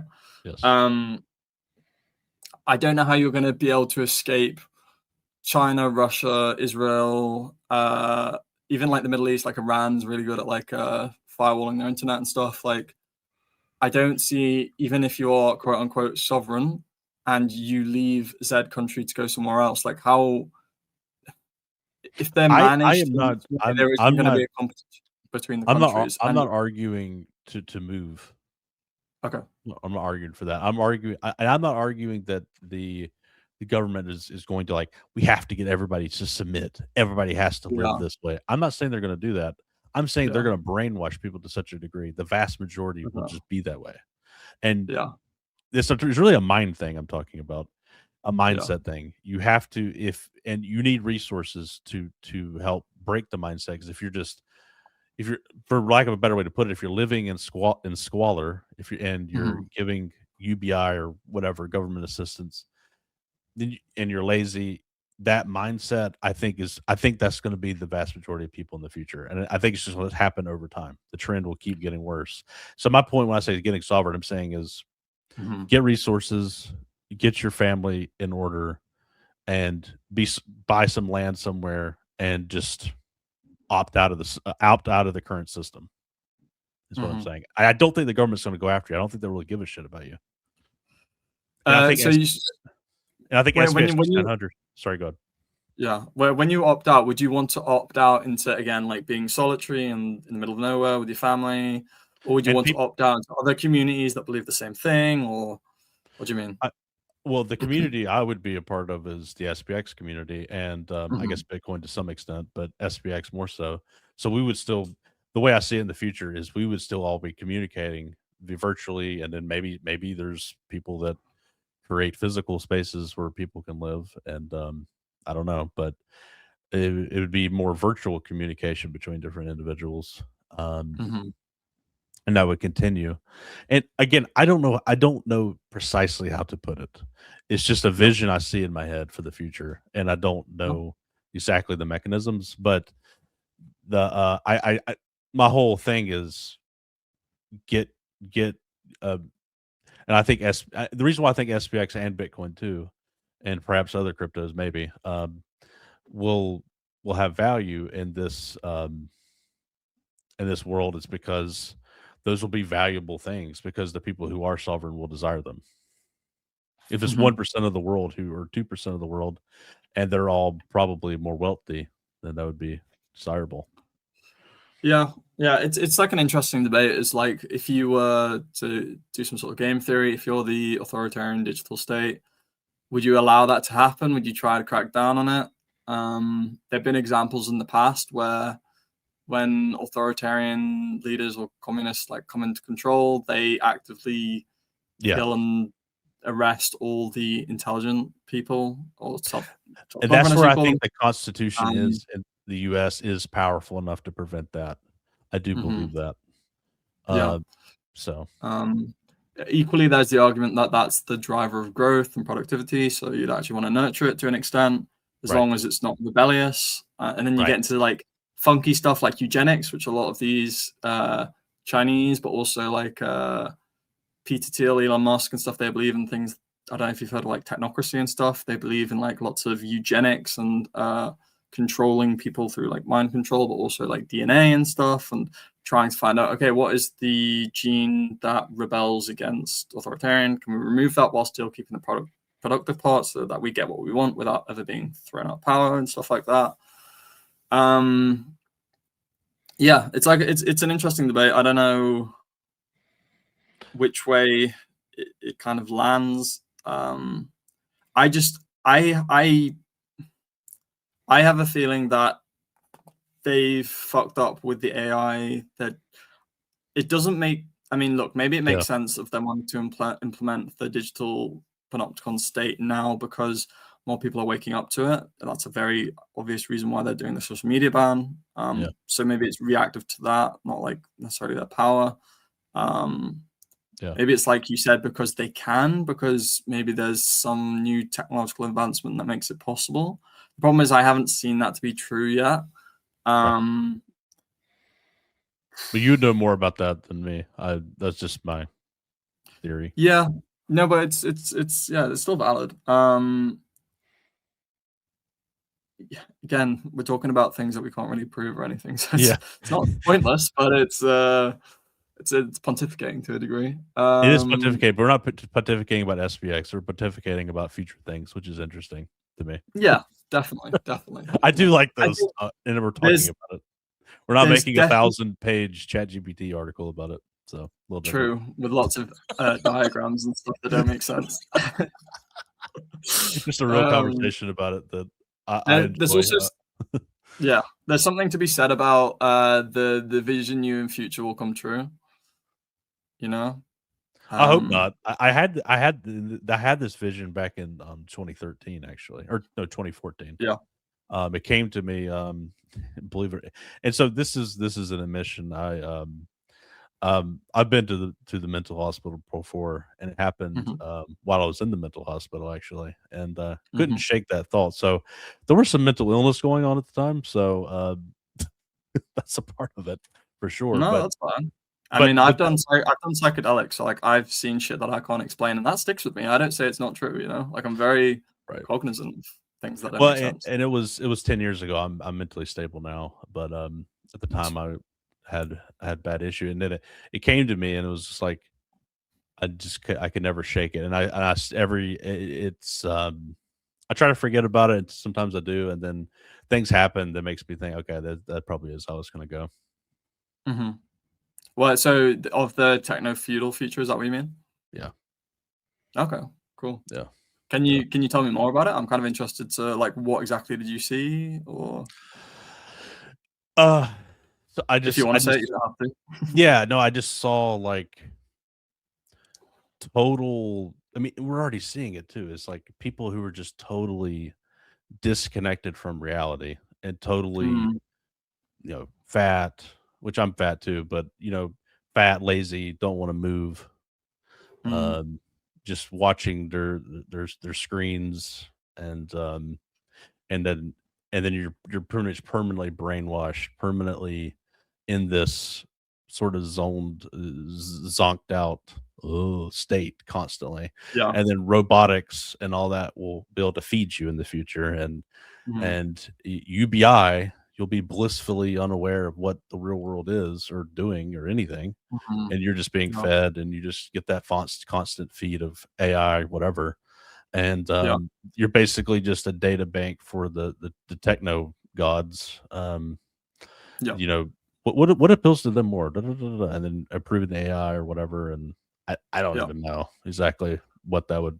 I don't. And that's another question I have is like, would they even want to keep them alive? I mean, if I like, what will be very the purpose? Matrix. Very like Matrix. Matrix. It's like the Matrix, but not to the extent that they're like as Connected. crazy as that. But sort of. What do you think about like predictive programming and all of the sci-fi movies having the same dystopian outcome in that respect? What do you mean? So predictive programming, I mean like so when you consume media and stuff, it affects your perception of what you think the future will be like. So what you've seen in the past informs what you think will happen in the future. If you constantly watch sci-fi movies and they always portray this sort of dystopian outcome, people are more aligned to think that will happen as tech progresses and they see things that happen in the movies. Sure. So like AI or touch screens or whatever. Just because like sometimes I've had this like my dreams and stuff is I always think, oh, that was like a cool original dream. I've never thought that way before. And then actually I've come back and thought, oh, actually I thought I read this book or I watched this movie and actually it took things from that were very similar.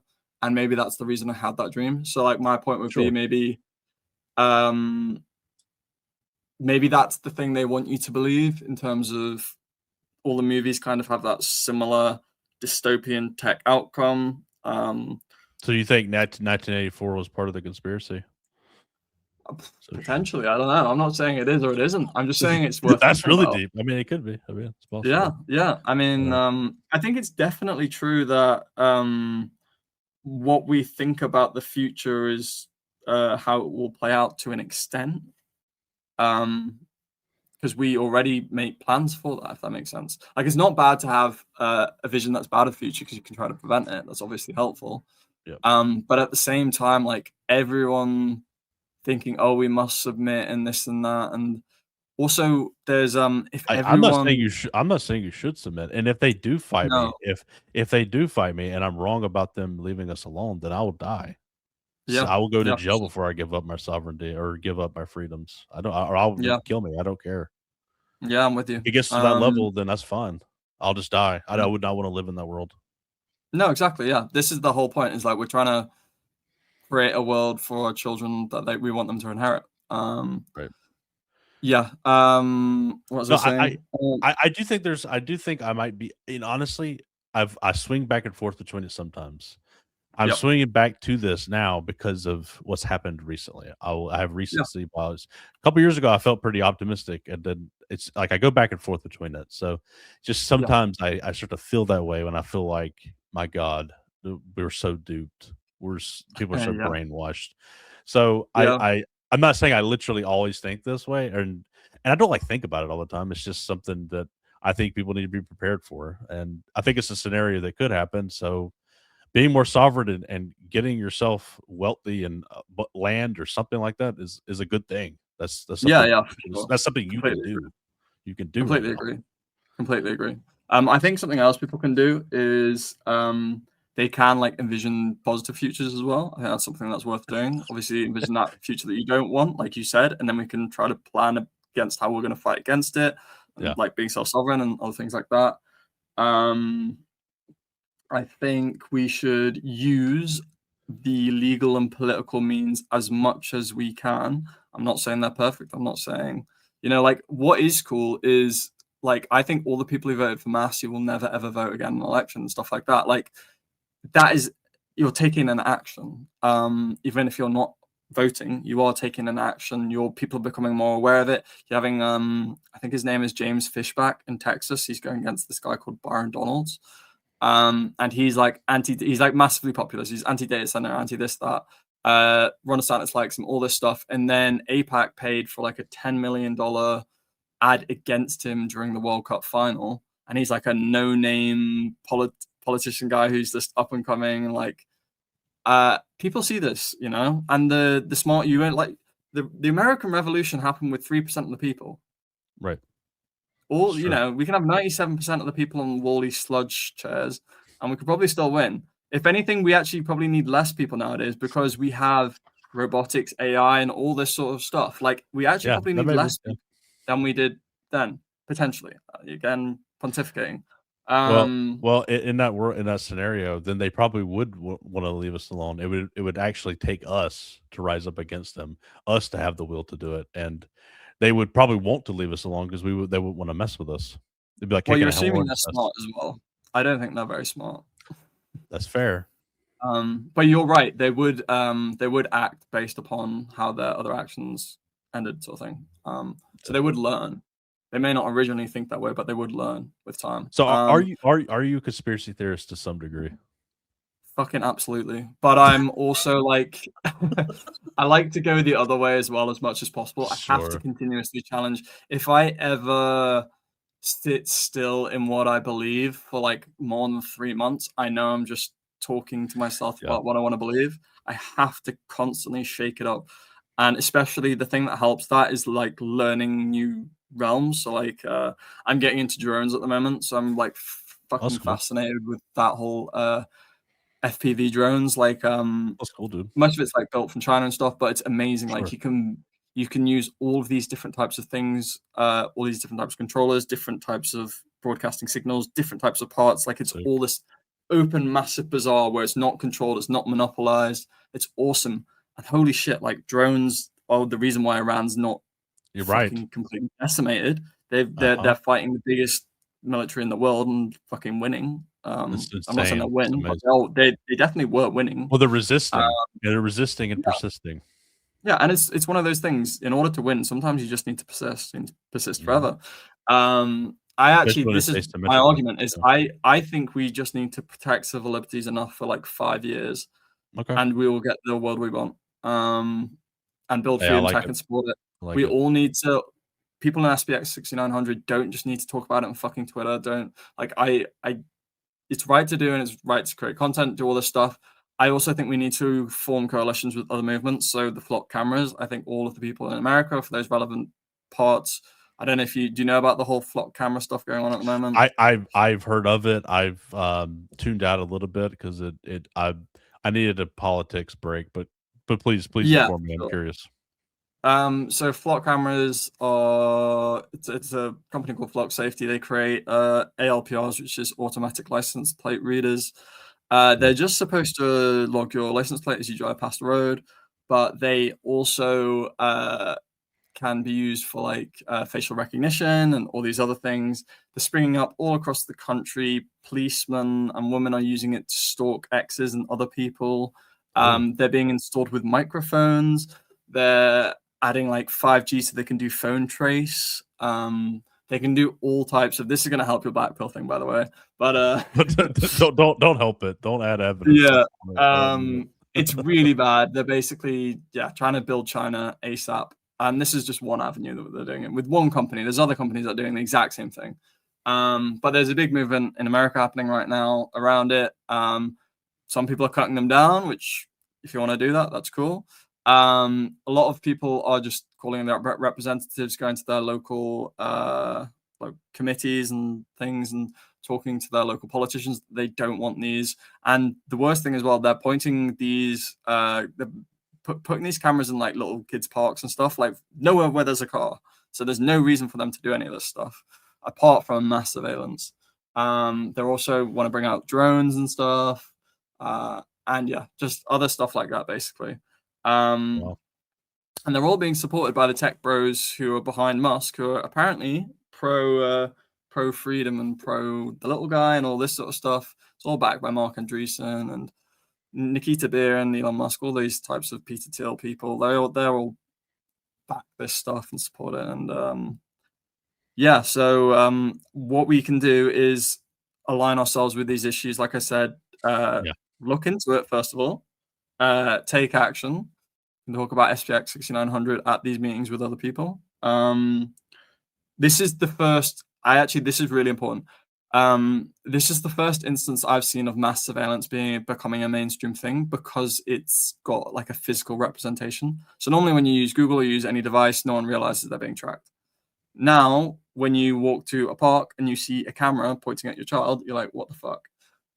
So this is causing people to have like a visceral reaction to it. And they're going, holy shit, what is going on? I don't like this. And same with the data centers. The data centers are another example of, okay, maybe they're people like are waking up to that, AI, but we know that they can be used for mass surveillance, and it's starting to get people interested into something that would never otherwise care about. Sure. And we should lean onto these things and push them as hard as we fucking can. And yeah, so I think SPX6900 Aeon should all align with all of these adjacent freedom topics. SPX6900 is basically, if I had to narrow it down to one word, it's basically freedom, isn't it? It's like freedom through like owning an asset, basically. So we should align ourselves with all things that represent freedom, and it shouldn't be fucking red or blue. It should be like civil liberties, because that is what, by definition, what the freedoms are: freedom of speech, freedom to associate, freedom to bear arms, freedom whatever. So those are the things we should be focused on. There's lots of NGOs and groups that already protected these things for ages. Unfortunately, Trump's destroyed a lot of them recently. But they do amazing work, and there are a lot of things that we can do. Public pressure does work. You know, they've shut down fucking tons of these flock things. Now they are using the other companies that create the same thing, just giving them contracts and stuff. But like, it's becoming a big issue, and people are fighting back, and it's a real good sign of hope. And I think people should focus on it. That's amazing. Yeah, I totally agree with all that. Even though I'm slightly black-pilled, I'm very much for resisting because I don't know the future. It's just my fault. Yeah. But yeah. So I did want to. Sorry, go ahead. Yeah, I was just going to say, because we don't know the future, resisting's potentially a great thing. I guess if we don't know it, it could get worse. But like, in theory, if you resist, it should give us enough time for it to be better. And because they're reacting all for resisting, for sure. Yeah. That should absolutely legally be done. Legally, yes, for sure. Little asterisk. I had a couple more questions real quick. What are your thoughts on the Clarity Act? Because that's a big thing, and you're in the exchange space. And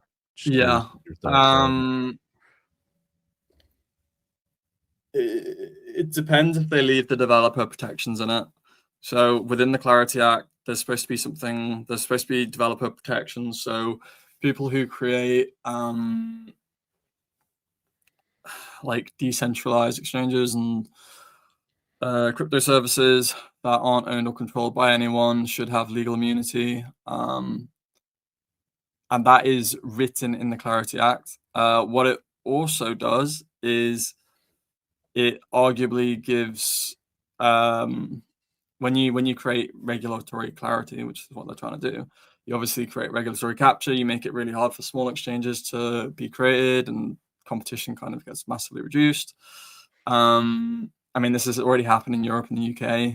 There's been lots of regulation, and lots of small exchanges have basically been bought out or gone bust because they can't afford all the various fees, licenses, stuff like that. So the Clarity Act, basically, they're trying to find a deal that's beneficial for the banks and big exchanges, and also the Bitcoin policy group, which works with Bitcoin Magazine and stuff, they're trying to enforce these developer protections. And that's the only thing I actually give a shit about, because it's the only thing that makes crypto worthwhile. So do you think it's good if it passes, fails, or what do you? It's good if it keeps the developer protections in. If it doesn't, it's awful. I find it really funny how industries can go for so long without regulation, not have that many real problems, and suddenly we need to be regulated, because then for some magic reason people are going to put more money into it, when it's just going to create more monopolies. And yeah, I read this one thing that said that no politician can like issue a digital asset or promote one, I think, as part of the bill. I've not read that. I mean, Trump did that Trump did that. Yeah. He made Trump coins. So Well, like, I don't know if they define. It depends what they define it as, because they defined meme coins as a collectible, didn't they? Which means that it was. so. It was. I think it was treated differently regulatorily. Yeah, I don't. Again, like, so if you have corrupt politicians and you stop them trading stocks, does that mean they're going to stop being corrupt? No, they're just going to do something else, and then you can't actually have them on your side, because now instead of trading stocks, 10 years in the future, they're going to get paid 100 mil by Palantir to talk at some fucking conference. And that's basically what happens. So is that better than Bitcoiners being able to donate and fucking buy their shitcoin? And like, again, you kind of got to, what are we asking for? I'm not sure that sometimes the best thing isn't to like fight them or be apathetic. It's actually to like find your mutually aligned interests, pay off the, like Bitcoin Policy and Bitcoin Magazine did this. They brought the Trump and that whole admin into Bitcoin. And yes, I mean, they've done fuck all, and I'll be the first one to admit that. That the Bitcoin Treasury thing. Bitcoin Treasury thing's a whole scam. I mean, like, they just took the Bitcoin that they stole and called it a Bitcoin Treasury. They didn't buy any fucking Bitcoin. Which are you talking about? The Nakamoto Treasury Company or no? I'm talking about the what do you call it? Generally. Yeah, well, what was the name of it? They were going to buy. Bitcoin Reserve. The Strategic Reserve. Yeah. Yeah, the Strategic Reserve is complete bullshit. They just took the Bitcoin that they got from like criminal things, or that they actually outright stole, like they did from Paolo Ardino's company. I forgot what it's called now. One of those exchanges. And they called it that. So they didn't actually do anything. We don't have developer protections. And the only thing that you could vaguely argue is that at the time, Biden's admin was going after people like Samurai Wallet. I don't know if you know about that. Yeah. Do you know Samurai Wallet? Yes. So obviously, I've forgotten his name. Something Rodriguez is in prison, and his co-founder in prison. Because they let the Silk Road got out. I guess that was a good thing. Yeah, they let him out. Sorry, go ahead. I didn't mean to interrupt. But yeah, no, I agree with you. I actually think that's probably the only good thing that they've done. Pretty much. The Silk Road story is a bit interesting if you like your conspiracy theories. I mean, arguably connected with the government beforehand, but yeah. So that was cool. But Trump was supposed to be pro-Bitcoin. Biden's admin originally arrested him in the same court that Trump was accused of. It's the New York something court, where Trump was accused of all of these financial crimes and held for all these things, and he hates that court personally. And then when Todd Blanche, who was head of the whatever it is, prosecution or something, and Keone Rodriguez was charged there for this Bitcoin related thing that he could have stopped, chose not to, and now he's in prison, and they're not doing anything about it. So yeah, it's difficult because we pay, the Bitcoin community and policy groups and stuff paid a lot of money to have Trump, quote unquote, on their side. Right. Nothing's really materialized, but at the same time, they are regulating us less than the Biden admin did, which is probably a good thing, because the Biden admin was ramping up fast, especially with like the debanking and stuff. Yeah. So yeah, I mean it's probably better. I mean, it's better overall for sure. Yeah, it's better, but it's still shit. It's pretty bad considering how much hype was put into it, how much credibility was put in Trump for it. A lot of people became bullish on Bitcoin or because of that, and it was just a lot of which is stupid to begin with. A lot of people put their hopes and their I don't know. It was just like a big part of the bull market. I just think it's such a fucking dumbass reason to get bullish in the end of the day. Yeah, definitely. No, I agree. So yeah, that's there's not much I can say about the Clarity Act. Sure. The only thing I care about is developer protections. I think that's the only thing that's really relevant to people. I mean, obviously they talk about like stablecoin yield and stuff. Maybe that's relevant to some people because then you get more interest than you would with your bank. But I don't know, like you say, the system's always going to win. So those banks and crypto exchanges will figure out a way to fuck you over. So maybe they originally give you all the yield that they get from holding treasuries, and the banks just end up owning the exchanges, and then they gradually all collude to reduce it to zero, like they did with the banks. Probably, yeah. Maybe they do that. Maybe they don't. I don't know. Equally, I don't think they'd want to. Would they want to do that to begin with? Would they want to give up that much money at the start to then rake it in later? I don't know. Yeah. Interesting. Yeah. They also have an image to uphold because all these banks have been saying that these crypto exchanges are evil for the last 20 years. Well, not 20 years, but slightly less. Yeah. Yeah. For a long time. They look kind of silly now. Yeah. Or dumb. Okay. One more question. What are we talked about it a little bit, but like cycle, 4-year cycle market thoughts generally? Just curious what you think. Ironically, it kind of looks like it's played out like it did previously. Obviously, it feels like a slightly lower highs this cycle. You could definitely say it was due to the treasury companies to an extent. I mean, I fucking hate those things. I like it makes sense for like maybe bringing in a new crowd and this and that, but like that hasn't really happened.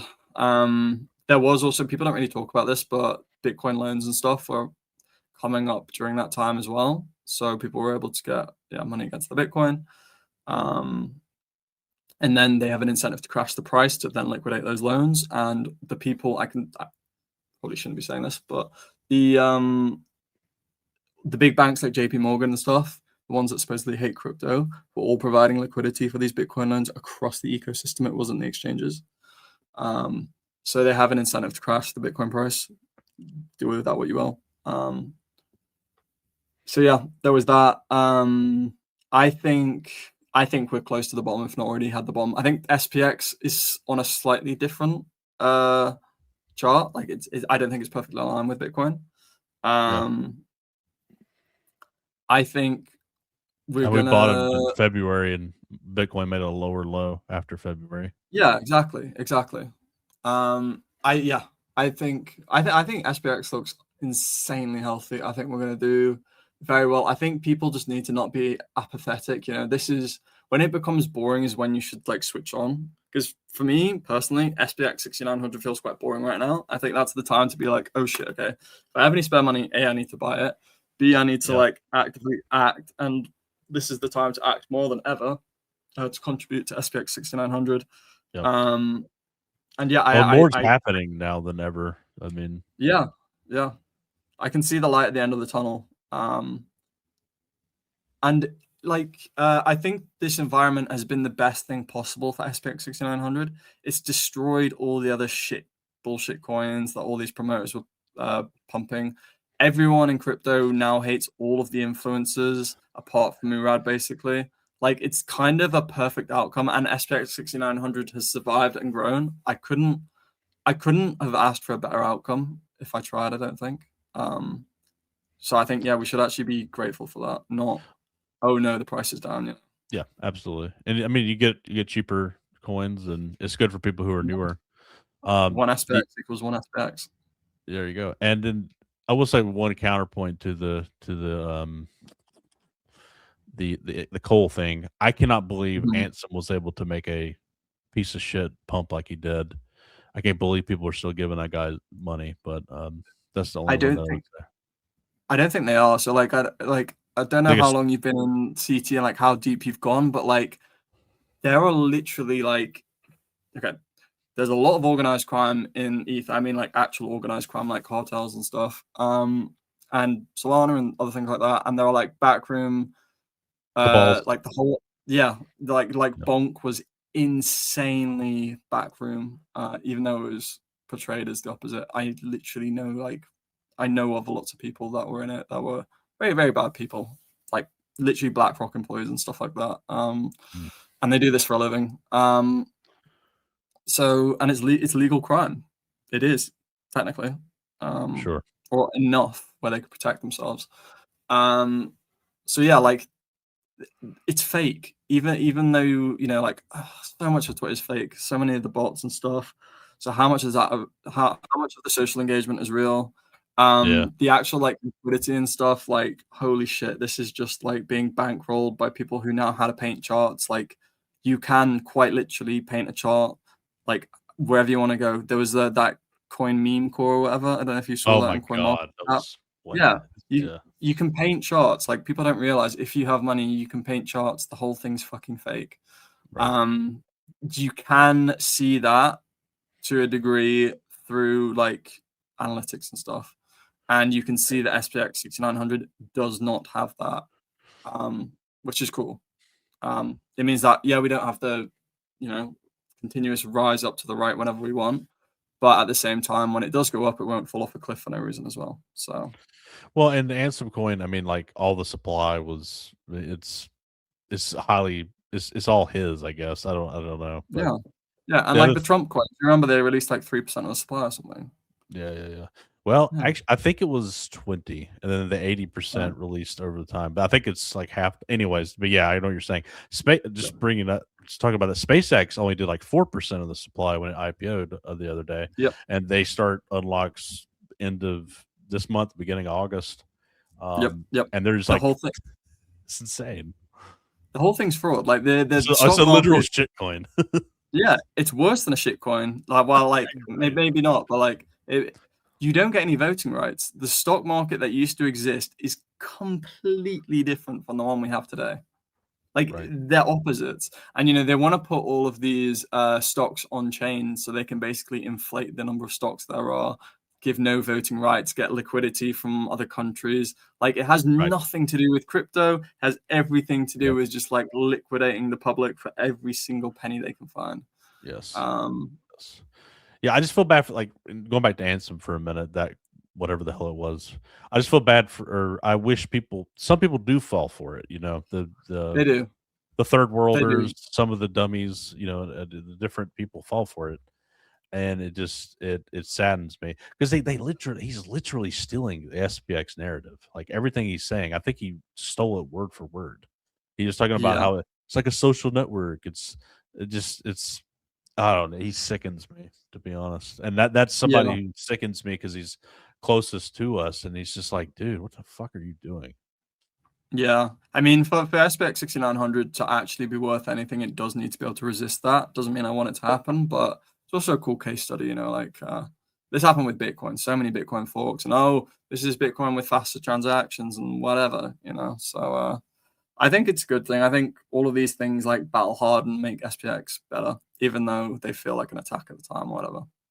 Right? Yeah. It just makes I'm just sickened by him because Yeah, I yeah, just and it does. ugh. It has real world consequences. A lot of people who are on CT and stuff, they don't go outside and talk to people. They don't have like a local community and friends. Like people kill Yeah. themselves over this stuff. Like it's very real. Awful. And these people are basically psychopaths, sociopaths. They don't care. Um, and yeah, Ugh. unfortunately, that's the way it is. Social media kind of projects that as well. Like it obviously projects like promotes extremism. So. Did you see that clip with what's that one guy's name? He was staring at the Amsterdam conference with the who ha with that Seb did. You know what I'm talking about? Did you see that Yeah, clip? What's that guy's yeah, name? yeah. One of the Oh, the blonde guy, yeah, the slightly brain dead streamer. he's What's a his scammer name? too. Oh, of course he is. Yeah. I think do you know what? I kind of think he's just stupid as well. You do get just stupid people, and I think he's one of those. Maybe Because Murad got him to buy some SPX, didn't he? I think. I think he did. I'm sure he sold it. Yeah, probably. Yeah. Um, But no, yeah. But the guy who was watching them do it. He was like, "What? What is going yeah, on? They're doing conferences." So yeah. they're going to be in a total shock when it happens. Oh yeah, yeah, yeah. I mean that's what happened with like Dogecoin and stuff. Like all of the because most of the people who bought Dogecoin were like either like Silicon Valley or like just normal everyday people. It wasn't really like CT as much. Like some of it was like all Bitcoiners and stuff, but like it kind of surprised a lot of people when it happened, and I think that will happen again. Yeah, I think it will. Yes. Do you have any final thoughts? I don't think so. I mean, I would encourage. I guess I did this last episode. I encourage Aeons to take action, whatever that is, whether you just log off and like build better relationships with your family and friends and learn a new sport, new skill. Or if you're like more interested in the topics we talk about, and you're like you want to get into privacy tech, I would definitely do that. Like get a VPN, but like get like Molvad or Obscure or something. Get something that's actually reputable. Don't just get something shit that tracks everything you do. Learn about privacy tech. Learn about all the adjacent things. Learn about GameStop. Learn about Bitcoin. But like, please actually learn about it. Don't just like read something and then project your opinion after reading it for 5 minutes. Like, read it for a week or two. Read every sort of counteracting opinion to it as well. Read all the criticisms of it, and then try and refute those. And also, yeah, get active politically and legally and protest wise. Think about doing events and movements, obviously. Try to attach yourself to things at the time that are relevant. Obviously, like you talked about AI, maybe also we want to win over the people who think AI is good, not just the people who think AI is bad. They might actually be quite advantageous for SPX. Yeah. Or just people who don't give, or people just don't give a fuck about any of that. They just want to change their lives. Yeah.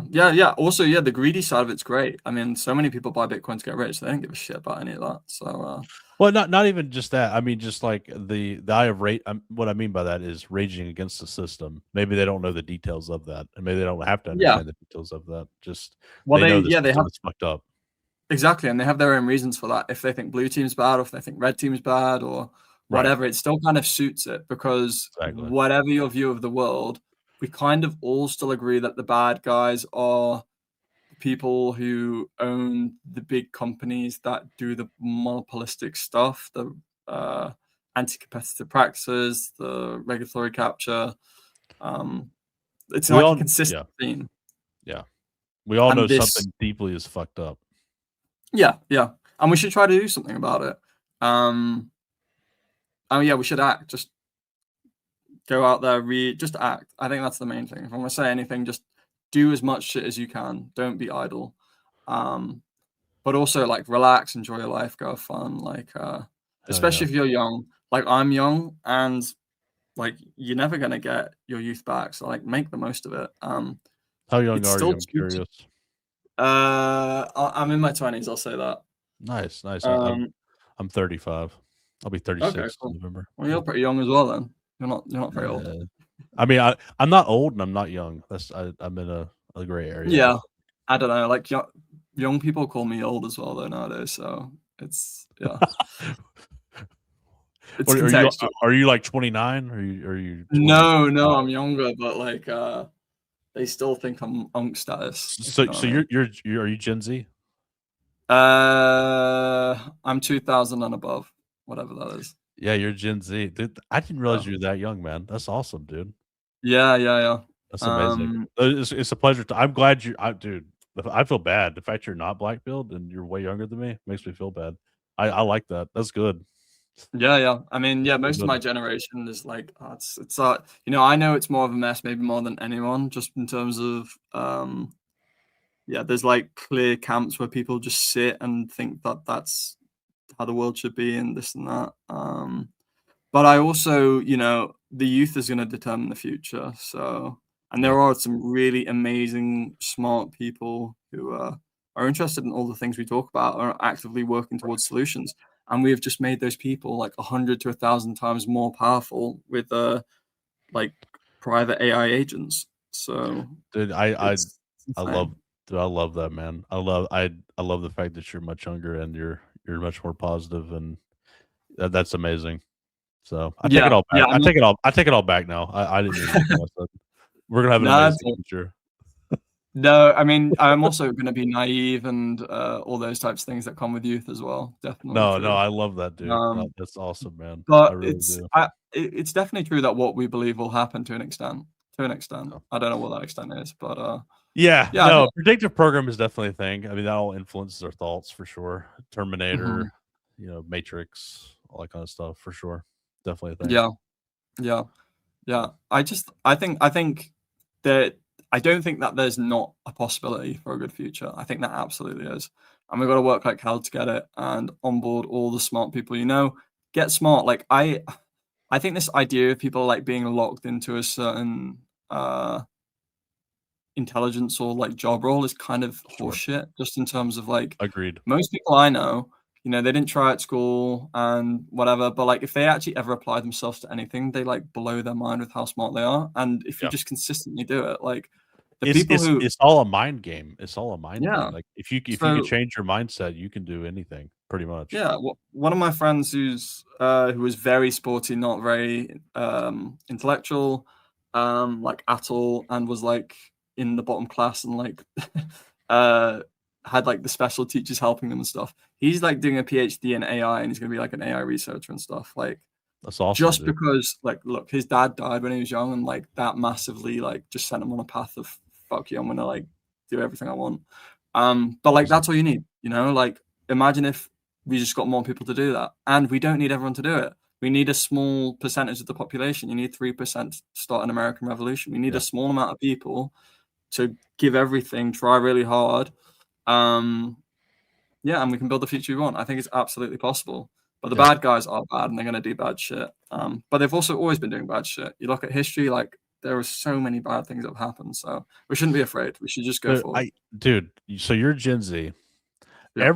Most Gen Z people that I speak with Mhm.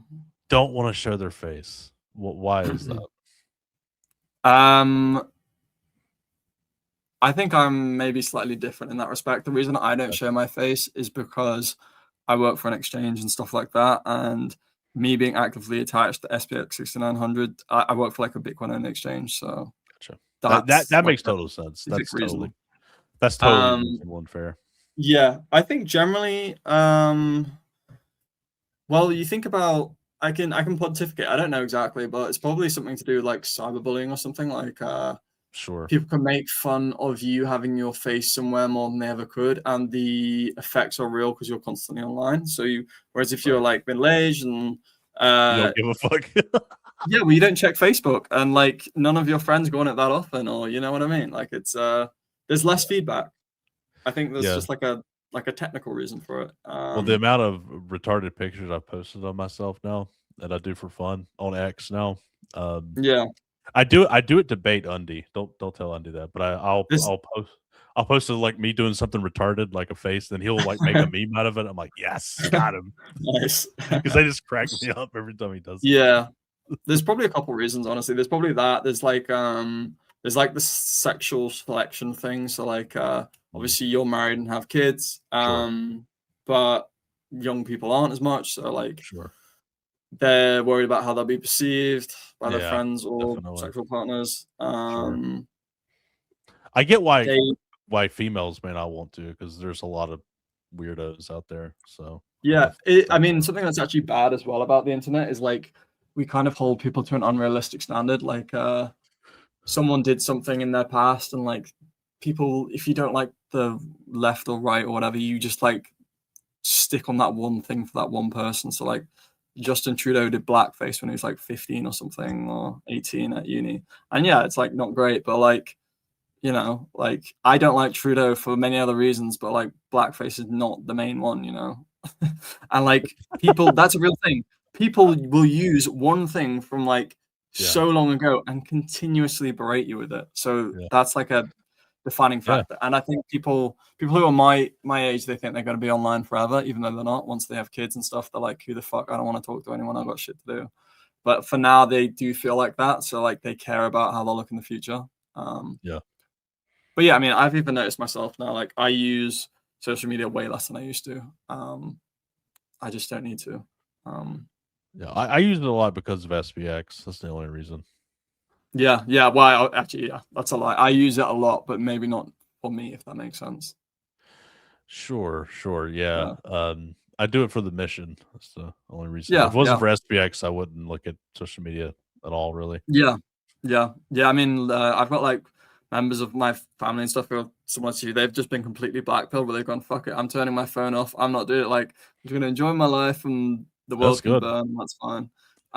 But equally, you know, they're not gonna live as long, and they've got money to support themselves, whereas I need to make money. I don't want my children to grow up in a fucking slave hellhole. So yeah, I've got nothing but like time, anger, and agency to give, which is going to result in me trying to fuck over all these bad people. So, Dude, I love that, man. No, seriously, I'm glad you told me you were younger. That's amazing. You've inspired me a little bit. You gave me some hope. yeah. Do you know what's funny as well? I don't know if you've noticed this, but I would say the weakest generation is actually the generation before me. So like the 1990s, they're amazing because they like grew up on the internet and I was built a born lot in of these 1990, things. motherfucker.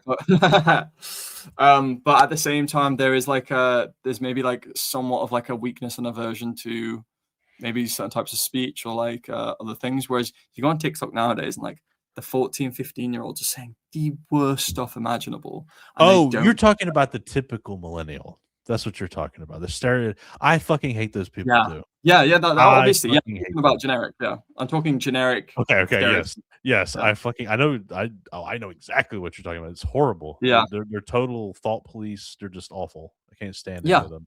They're the worst. But the youth who's going to build the future actively is probably the most unhinged, will say anything generation I've ever seen. That's amazing. Which is awesome. I'm not convinced that they're the most like agentic. I don't think they maybe work as hard as maybe my generation do. Maybe that will shift as they get older, but they've definitely got the fuck you in them, which is good. Yeah. My opinion of Gen Z has changed dramatically since getting into SPX. Positively. Yeah, and you know, like it's one of those things as well. It actually only matters about that 3% within that category, if that makes sense. So, yeah. Yep. Cool. Well, dude, amazing conversation. I really enjoyed talking to you. I know we're talking about things way out in the future, but sometimes that's interesting. I hope people who listen to it thought it was interesting. Hopefully, I didn't sound too negative. Wasn't necessarily trying to do that. But dude, I appreciate you coming on, man, for real. Yeah, likewise. Yeah, thank you for having me. Yeah, please follow Ready Steady Go on X. I'll put his link in the description. Until next time, persist forever.